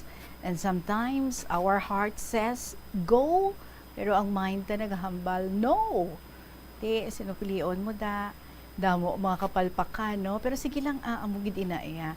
Sometimes, ma-overcome taman lang ina ang mga fears naton, especially, samtang nga nagapadayon kita sa aton nga pagpangabuhi, and maka-experience kita sa mga sitwasyon nga nabala nga make or break. This is it, go or no go. Well, anyway, I'm sure yung ginatudluan mo kung tani ang imo kaugalingon nga batuan ang imo nga mga fears. But there are just some things nga daw hindi pa kaya, maybe, no, sa amo to nga tiyempo. But now, I am sure na overcome mo na ang tanan-tanan mo nga mga fears. Almost, di ba? Nanay Del. Sige, we're sharing the love that you're asking us to share. We share love to everyone. So, thank you very much gid sa imo, Nanay Del, for another set of stories nga imo gin-share diri sa aton. Thank you so much, gid. Huwag ka nang matakot. Kung baga, I am sure, tapos na tong imong mga fear. Siyempre, kung bata ka pa, kung gamay ka pa, damo-damo lang gid, no? Kung mga ano-ano lang gid ang nagasululod sa imong isip. But eventually, ma-outgrow mo man lang ang ina nga mga kulba, ang ina nga mga kahadlok, ang inang mga do hindi mo kaya tandugon, do hindi mo kaya nga hikapon, do hindi mo kaya atubangon later, no? Siyempre, grow up kita, and of course, naga-mature man kita. Alright? So, thank you so much again sa imo, Nanay Del, for sharing with us your story. Sa saning nga hapon, and yes, acknowledge ko ang part 2 sa saning istorya mo. May harap pagid ng part 2 si Nanay Del. Oras natin, it is now 31 minutes after 2 o'clock, and sa ato nga pagpanumbalik, ang sulat naman ni Tatay Eddie sang Ahoy ang ato nga pagbasahon para sa inyo. Please stay there. Magabalikan kay LP pagkatapos lang gid sa pila ka mga importante nga mga pahibalo. Nagabulig sa paglikaw sa nanuhay tuay nga balatian ang simple nga pagkaon sang citrus fruits kaangay sang pomelo nga puno sang powerful immune boosting antioxidant. Ang pomelo ang puno man sang lycopene, isa ka anti-inflammatory, anti-aging antioxidant nga nagapanami isang supat. Ang duga naman sang panit kag dahon sang pomelo ang natukiban nga makapatay sang cancer cells kag nagapalikaw sa paglapta sini sandig sa test tube studies. Help is available. Pinaagi sa pag-istorya, paghatag sang suporta, kag direkta nga bulig sa nagakinahanglan, mahimo mo gid nga mapunggan ang suicide kag makasalbar sang kabuhi. Santo sa World Health Organization, ang suicide ang 4th leading cause of death sa mga kabataan nagaedad 15 to 19 anyos. Kung ikaw o kung may kilala nga nagasuprer sa depresyon, mahimo nga mag-contact sa National Center for Mental Health Crisis Hotline sa numero 0966-351-4512. Sa aroma kag soothing feeling sa pag-inom sang tea ang rason sang kadamaan nga paborito nga imnon ang tea. Sunod kay Ansley Hill, registered dietitian sa Western Oregon sa Estados Unidos, ang mas sobra 3-4 katasa nga pag-inom sang tea sa isa ka adlaw ang makadala sang hindi maayong nga epekto sa lawas. Kinahanglan nga moderate intake lang sa tanan nga ilimnon agod ma-achieve ang healthy living. Siling nila ang pagpanigarilyo nagapaitom sang bibig. Pero hambal mo naman, wala man ako nagapanigarilyo pero nga ay itom gihapon ang lips ko haw. Yari ang sabat sa eksperto.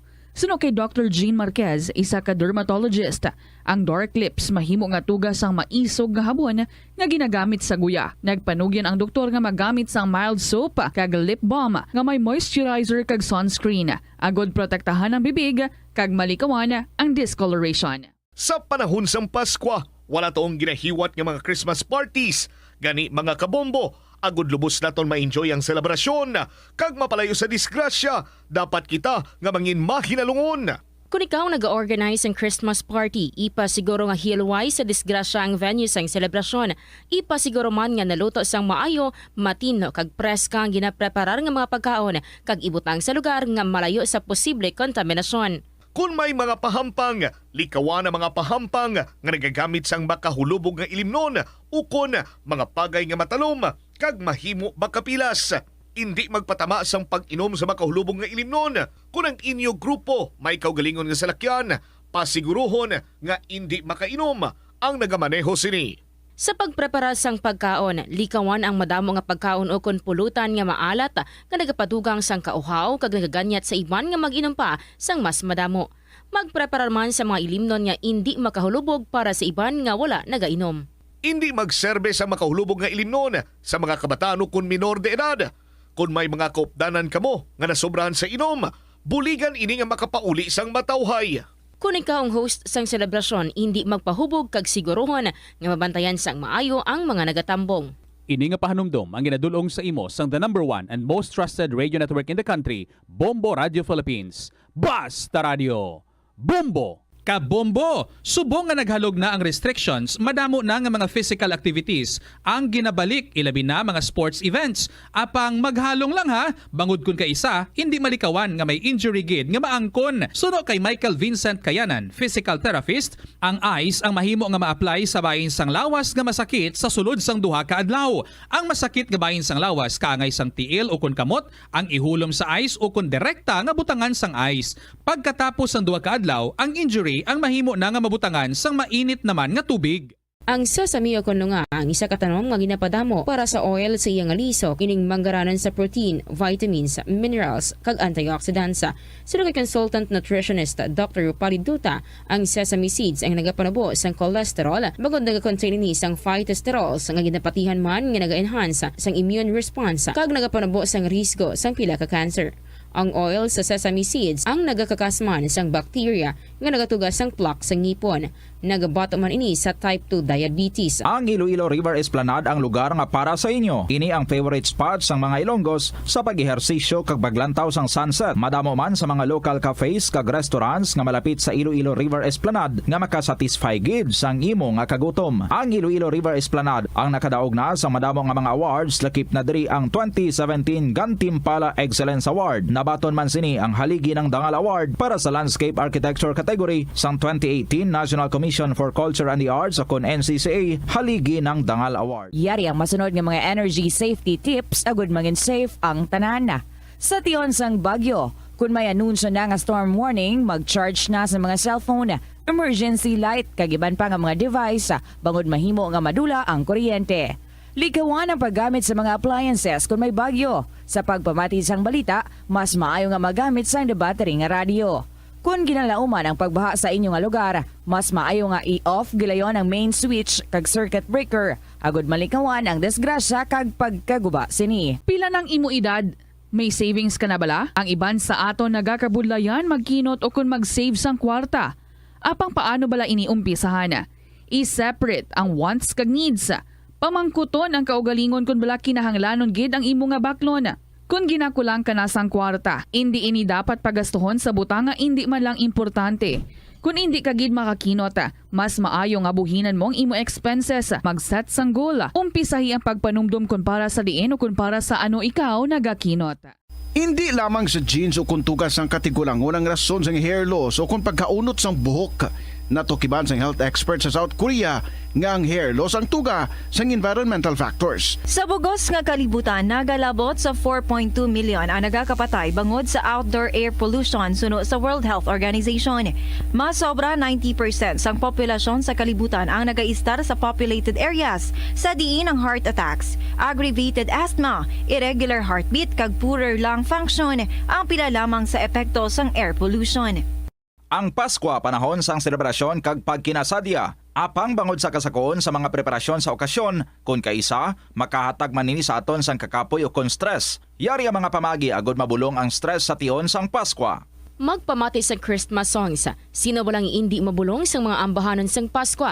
Magprepara sa imo paborito nga Christmas playlist kag patunuga kung ikaw ang daw nakabatyag na sang stress. Magluto sang imo paborito nga Christmas menu. Ang pagluto sang imo paborito nga pagkaon ang makalikaw man sa imo, ilabi pa kung ini imo gen preparar para sa imo mga pinalangga. Magpain sang oras nga makapahuway sa madamo nga mga hilikoton sa Pasko. Mahimo ka nga makalakat-lakat o kung makahangaw-hangaw sa palibot, makatulog sa makadali, magpamati sa mga matahong nga drama sa Bombo Radio o kung sa mga pinili nga musika sang Star FM. Bangod malamig ang panahon sang Pasko, manami maghigop sang mainit-init. Samtang nagapahuway ka, maghigop sang mainit nga kape, gatas, tea o kon tsokolate samtang nagabasa-basa sang imo paborito nga libro kag iban pa nga mga balasahon. Nagapamagan man sang balatyagon ang pagbulig sa iban nga tawo. Mahimo ka nga magpakig-angot sa simbahan o kung sa mga volunteer groups kag magbulig o kung magupod sa ilang mga gift-giving activities. Magpain sang oras sa pagpangamuyo kag sa pagpamalandong sa kahulugan sang Pasko kag sa kalipay nga dala sa aton sang pagkatawo sang Nenyo Jesus sa Bethlehem. Ini nga pahanumdom ang ginadulong sa imo sang the #1 and most trusted radio network in the country, Bombo Radio Philippines. Basta Radio Bombo! Ang leptospirosis ang isa ka bacterial infection nga makuha halin sa sapat. Ining nagalapta pinaagi sa ilang nga Dili kita sa sulat ni Tatay Eddie sang Ahoy. Dear Tita Reggie,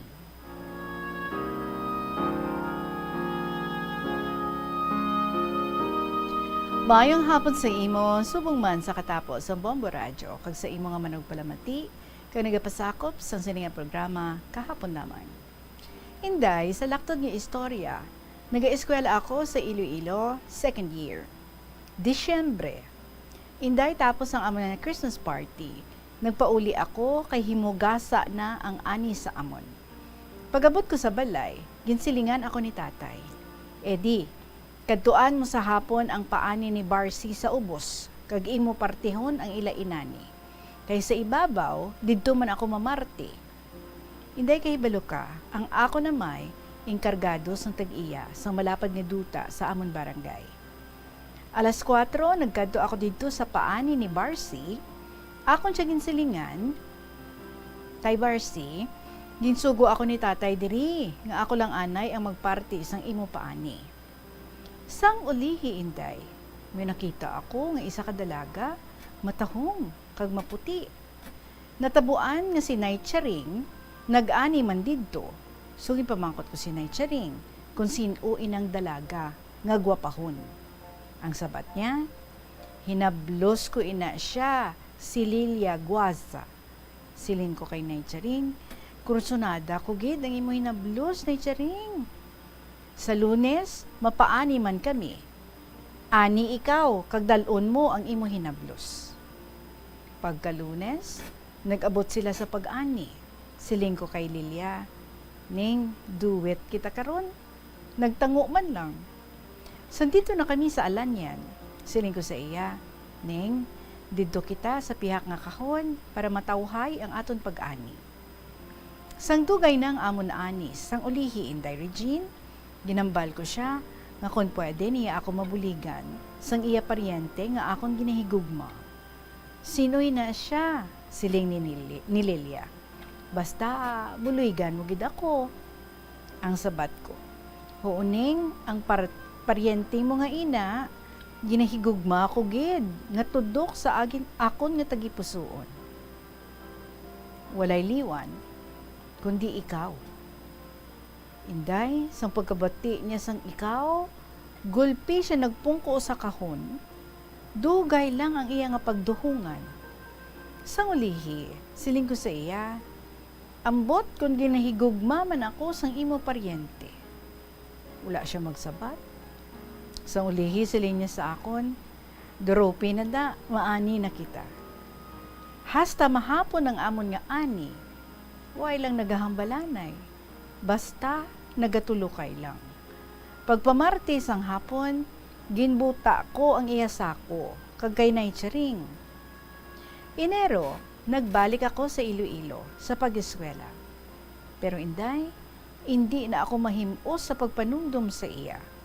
Wala na sa pensar ko ang pagtuon. Ini si Lilia, tapos man siya elementarya. Madamo nga mga sunoy ang nagaarigay sa iya. Kag may nobyo na ini siya. Ugaling, hindi boto ang iya ginikanan sa nobyo niya. Siling ko sa akon kaugalingon, pauna-una man lang niya. Pebrero 14, nagbakal ako sang Valentine's card kag magpauli. Pagabot ko sa ilabalay, nagpanagbalay ako. Kag may nagsabat, ngambal niya saka lang. Pagsaka ko, si Lilia nagatakop sang bugas. Siling ko sa iya, Happy Valentine's Day. Kaginhatag ko sa iya ang Valentine's card. Dala halok sa iya, kag magsiling. Ginahigugma ko gid ikaw, ning Lilia. Wala gid siya makahambal. Sang ulihin, nagsiling ako sa iya nga, mapauli anay ako. Pag-abot ko sa balay, namangkot si tatay kag nanay, kun nga ang nagpauli ako. Sabat ko sa ila, hindi na ako mag-eskwela. Di mano ikaw, silay ni tatay. Mga sawa na ako tay, nay, hambal ko. Nga may nobya ka na? Oo, ang sabat ko.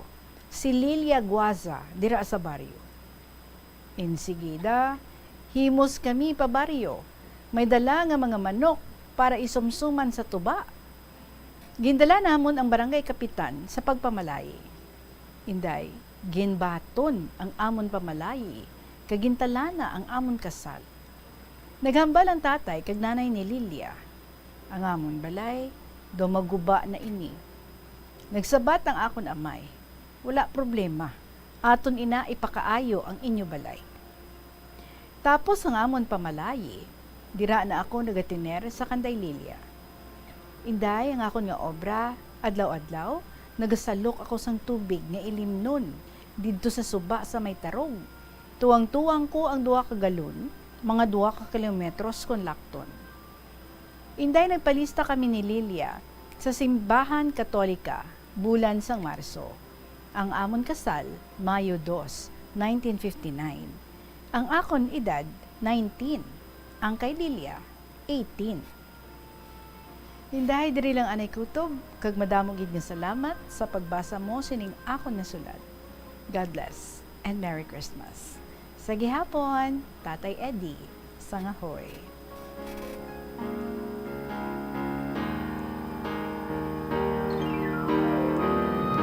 Abaw, when love strikes you, no? I-give up, bisan ng pagtuon.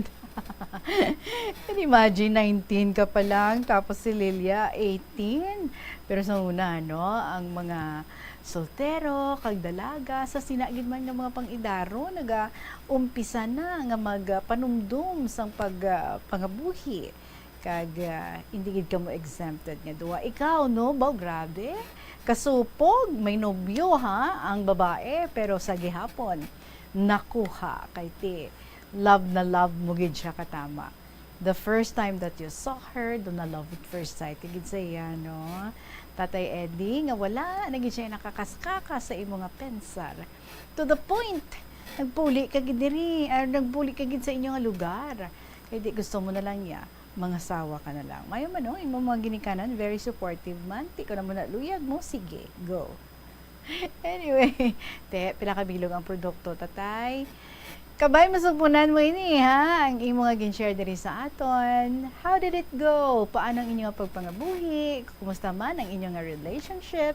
kag paano kamo bilang mga ginikanan. We're also interested to know that. So panipagid nga makasugpon ka sa imong istorya diri sa amon, Tatay Eddie sang ako'y. For the meantime, salamat kid sa ining gin-share mo sa amon. Mga panumbalik kita, mga kabombo, it is now 48 minutes after 2 o'clock. Pagkatapos lang gid sa pila ka importante nga mga pahibalo.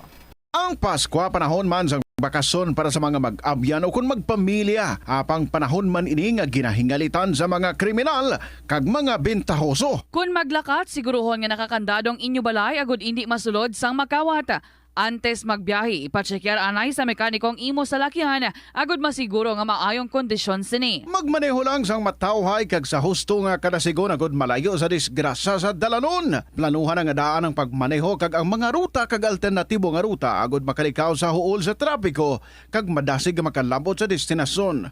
Apang siguruhon nga sunado mo ang ruta nga imo ginaagyan. Kung malawig ang biyahe, magpondogate kag magpahuway sa mga hilway nga lugar. Kung nagapanakayon sa pampubliko nga salakyan, sigurohon ang dalang mga bagahe kag tsakeron pirme nga wala ikaw sang may malipatan. Taguon sang maayos sa bag ang dalang nga malahalon nga mga pagkabutang. Siguraduhon nga naka full charge ang dalang cellphone kung magbiyahe kag magdalagid sang charger. Magbalon sa pagkaon kag ilimnon nga tubig kung nagabiyahe. Ini nga pahanumdom ang ginadulong sa imo sang the number 1 and most trusted radio network in the country, Bombo Radio Philippines. Basta Radio Bombo! Sa kasakuon sa mga ginikanan subong, tumalagsahon na lang kamo nagaupod bisan magkaon.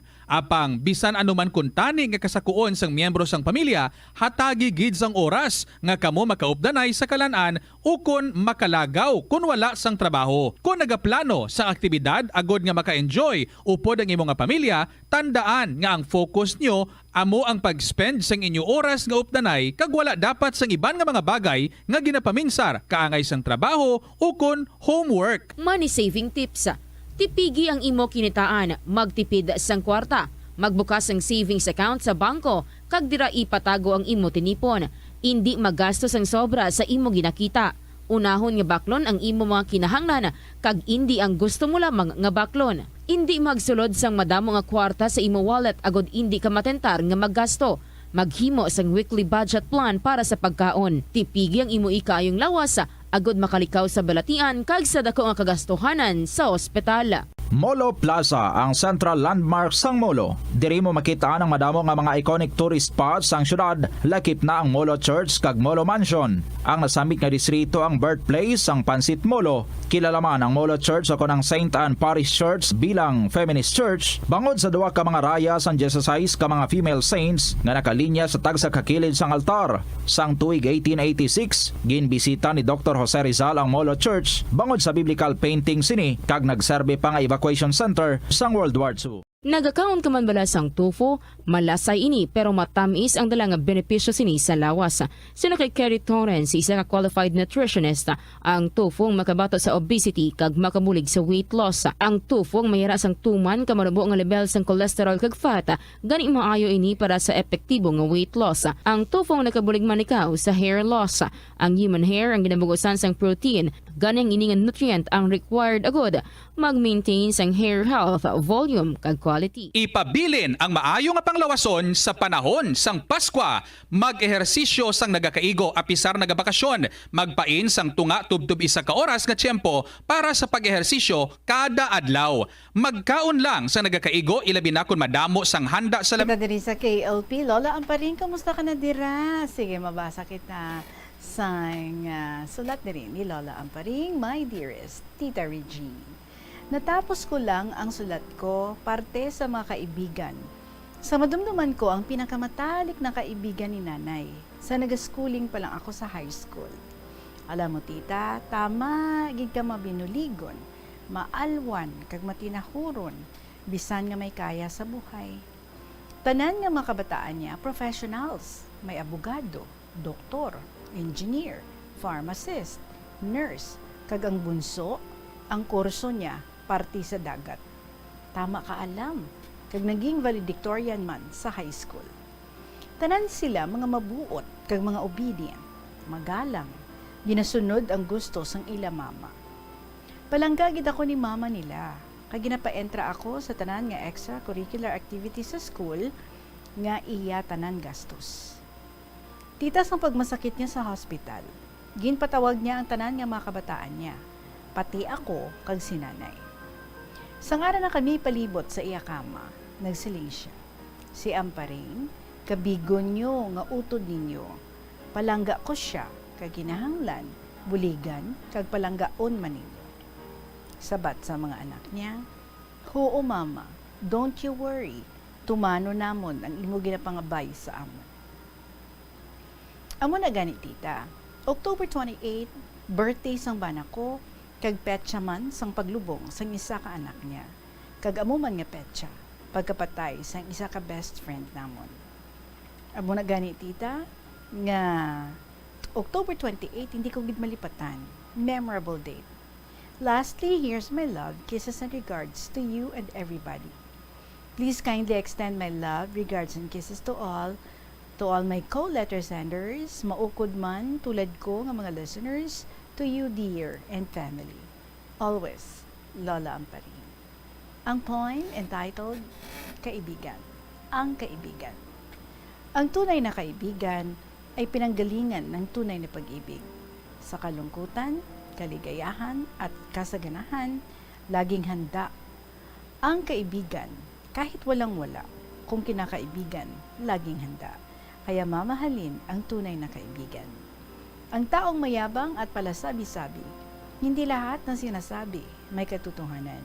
Kaya piliin ang tunay, mapagkatiwalaan ang totoo at maaasahan na kaibigan. Sobra-sobra ang yaman mo sa buhay, kung ugali mo di matulungin at mapagbigay, pambihira kang magkakaroon ng tunay na kaibigan. Walang kaligayahan kang madadatnan. Darating ang araw na may problema, ang tunay na kaibigan bibigay ng payo. Kahit mayaman na mayaman ka, kung walang kakausapin sa harapan mo, hindi mabubuo ang iyong kasiyahan. Mahalin ang tunay na kaibigan. Tutulungan man kung kinakailangan. Ang pagmamahal ng kaibigan, ugaliin palagi ang mabuting pagtingin. Ang awa at grasya ng poong may kapal, palagi nasa iyo kung palaging mauunawain. Tutulungan taong walang-wala at dukha. Hanggang buhay ka pa, kaawaan ka ng poong may kapal. Maraming salamat, Tita Regine, sa pagbasa mo na may damdamin. From Lola Amparing. And here's another point. Ang kuripot. Ang taong kuripot, pambihirang magkakaroon ng maraming kaibigan. Di alam ang mga bulong-bulungan at chismisan dahil sa ugaling sobrang pagkakuripot, walang tunay na kasiyahan sa sarili. Isa ka beses sinamahan ko ang kuripot. Hindi ko tinanggihan ang paanyaya upang di magalit kasi kaibigan, wala kang matanggap na kaligayahan. Minsan, pumunta kami sa Iloilo, hanap ng mga bibilhin, gustong-gusto mga damit na magaganda, ngunit namamahalan, kaya hindi nabili. Ang gusto o hilig ng kuripot, mga mumurahin. Ayaw man bumili sapagkat pangit. Gustong-gusto mga magaganda na mumurahin. Kaya minsan, uuwi kami na walang binili. Sa bandang huli, pumunta kami sa kainan, sabi sa akin, pumili ka ng gusto mo. Ngayon, sabi ko, isang inasal na manok. Pili ka ng iba, kasi mahal daw. Kung ayaw mo, ikaw nang bahala. Susunod na lang ako sa nagugustuhan mo. Ang binili, ang ulam na parang ayaw ko, pero wala akong magagawa, sapagkat siya ang taya o magbabayad. Alam mo, ang kaibigan ko may kotse. Sabi ko, sana sa kotse mo tayo sumakay. Sabi niya, sayang, sapagkat magbabayad pa tayo sa driver ng 200 pesos. Sobra-sobra ang pagkakuripot. Lahat ng mga anak professionals na at ang dalawa sa abroad pa, tingnan mo, dalawa ang pension. Sa guro niya at sa asawa pa, pero sobra-sobra ang pagkakuripot. Aanhin ang kayamanan kung mag-ulyanin at magka-Alzheimer's ka na. Kung sa akin lang, pagustuhan mo, nagugustuhan habang buhay ka pa. Tita Regine, salamat din sa liwat sa pagbasa mo sa akong sulat. Good afternoon sa liwat, lalong-lalo na sa mga matatanda na katulad ko. Good luck, good health, and God bless. Lovingly, Lola Amparing.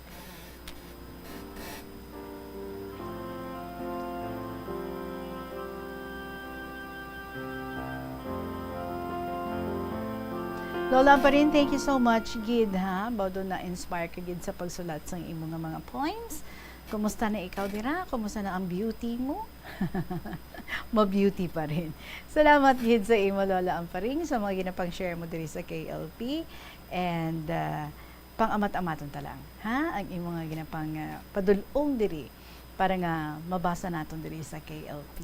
So, pang-amat-amaton talaga ina. Alright, salamat sa liwat, Lola Amparing. Kamu dira mga kabombo, ang inyong mga istorya, kamusta naman? Kasi pwede nang mapadala diri kung tapos nyo na ina or kung wala pa. Siguraduhan nga matapos ninyo and then i-email nyo sa bombo_iloilo@bomboradio.info. Pwede man isulat ninyo and then ipadala sa kahapon lamang program. DYFM, Bombo Radio, Iloilo, Sky City Tower, Mapa Street, Iloilo City. Si Gingging sa Pasay City, ang aton nga winner nga ginlawag last Saturday, contact ako sa imo, Ging, ha? Way ko pa ng double check kung may ginbilin ka nga number, but anyway, I'll double check. And then I'll announce tomorrow. Matawag ako sa imo. Salamat, Gid, sa inyo tanan mga kabombo, sa everyday nga pag-upo diri sa aton, kag sa pag-share sa inyong mga istorya nga matuod, Gid, nga nagalingaw sa amon tanan. Salamat, Gid. I'll be seeing you again tomorrow. Sa gihapon ninyo lagad si Tita Regine para sa kahapon lamang program. Good afternoon and God bless.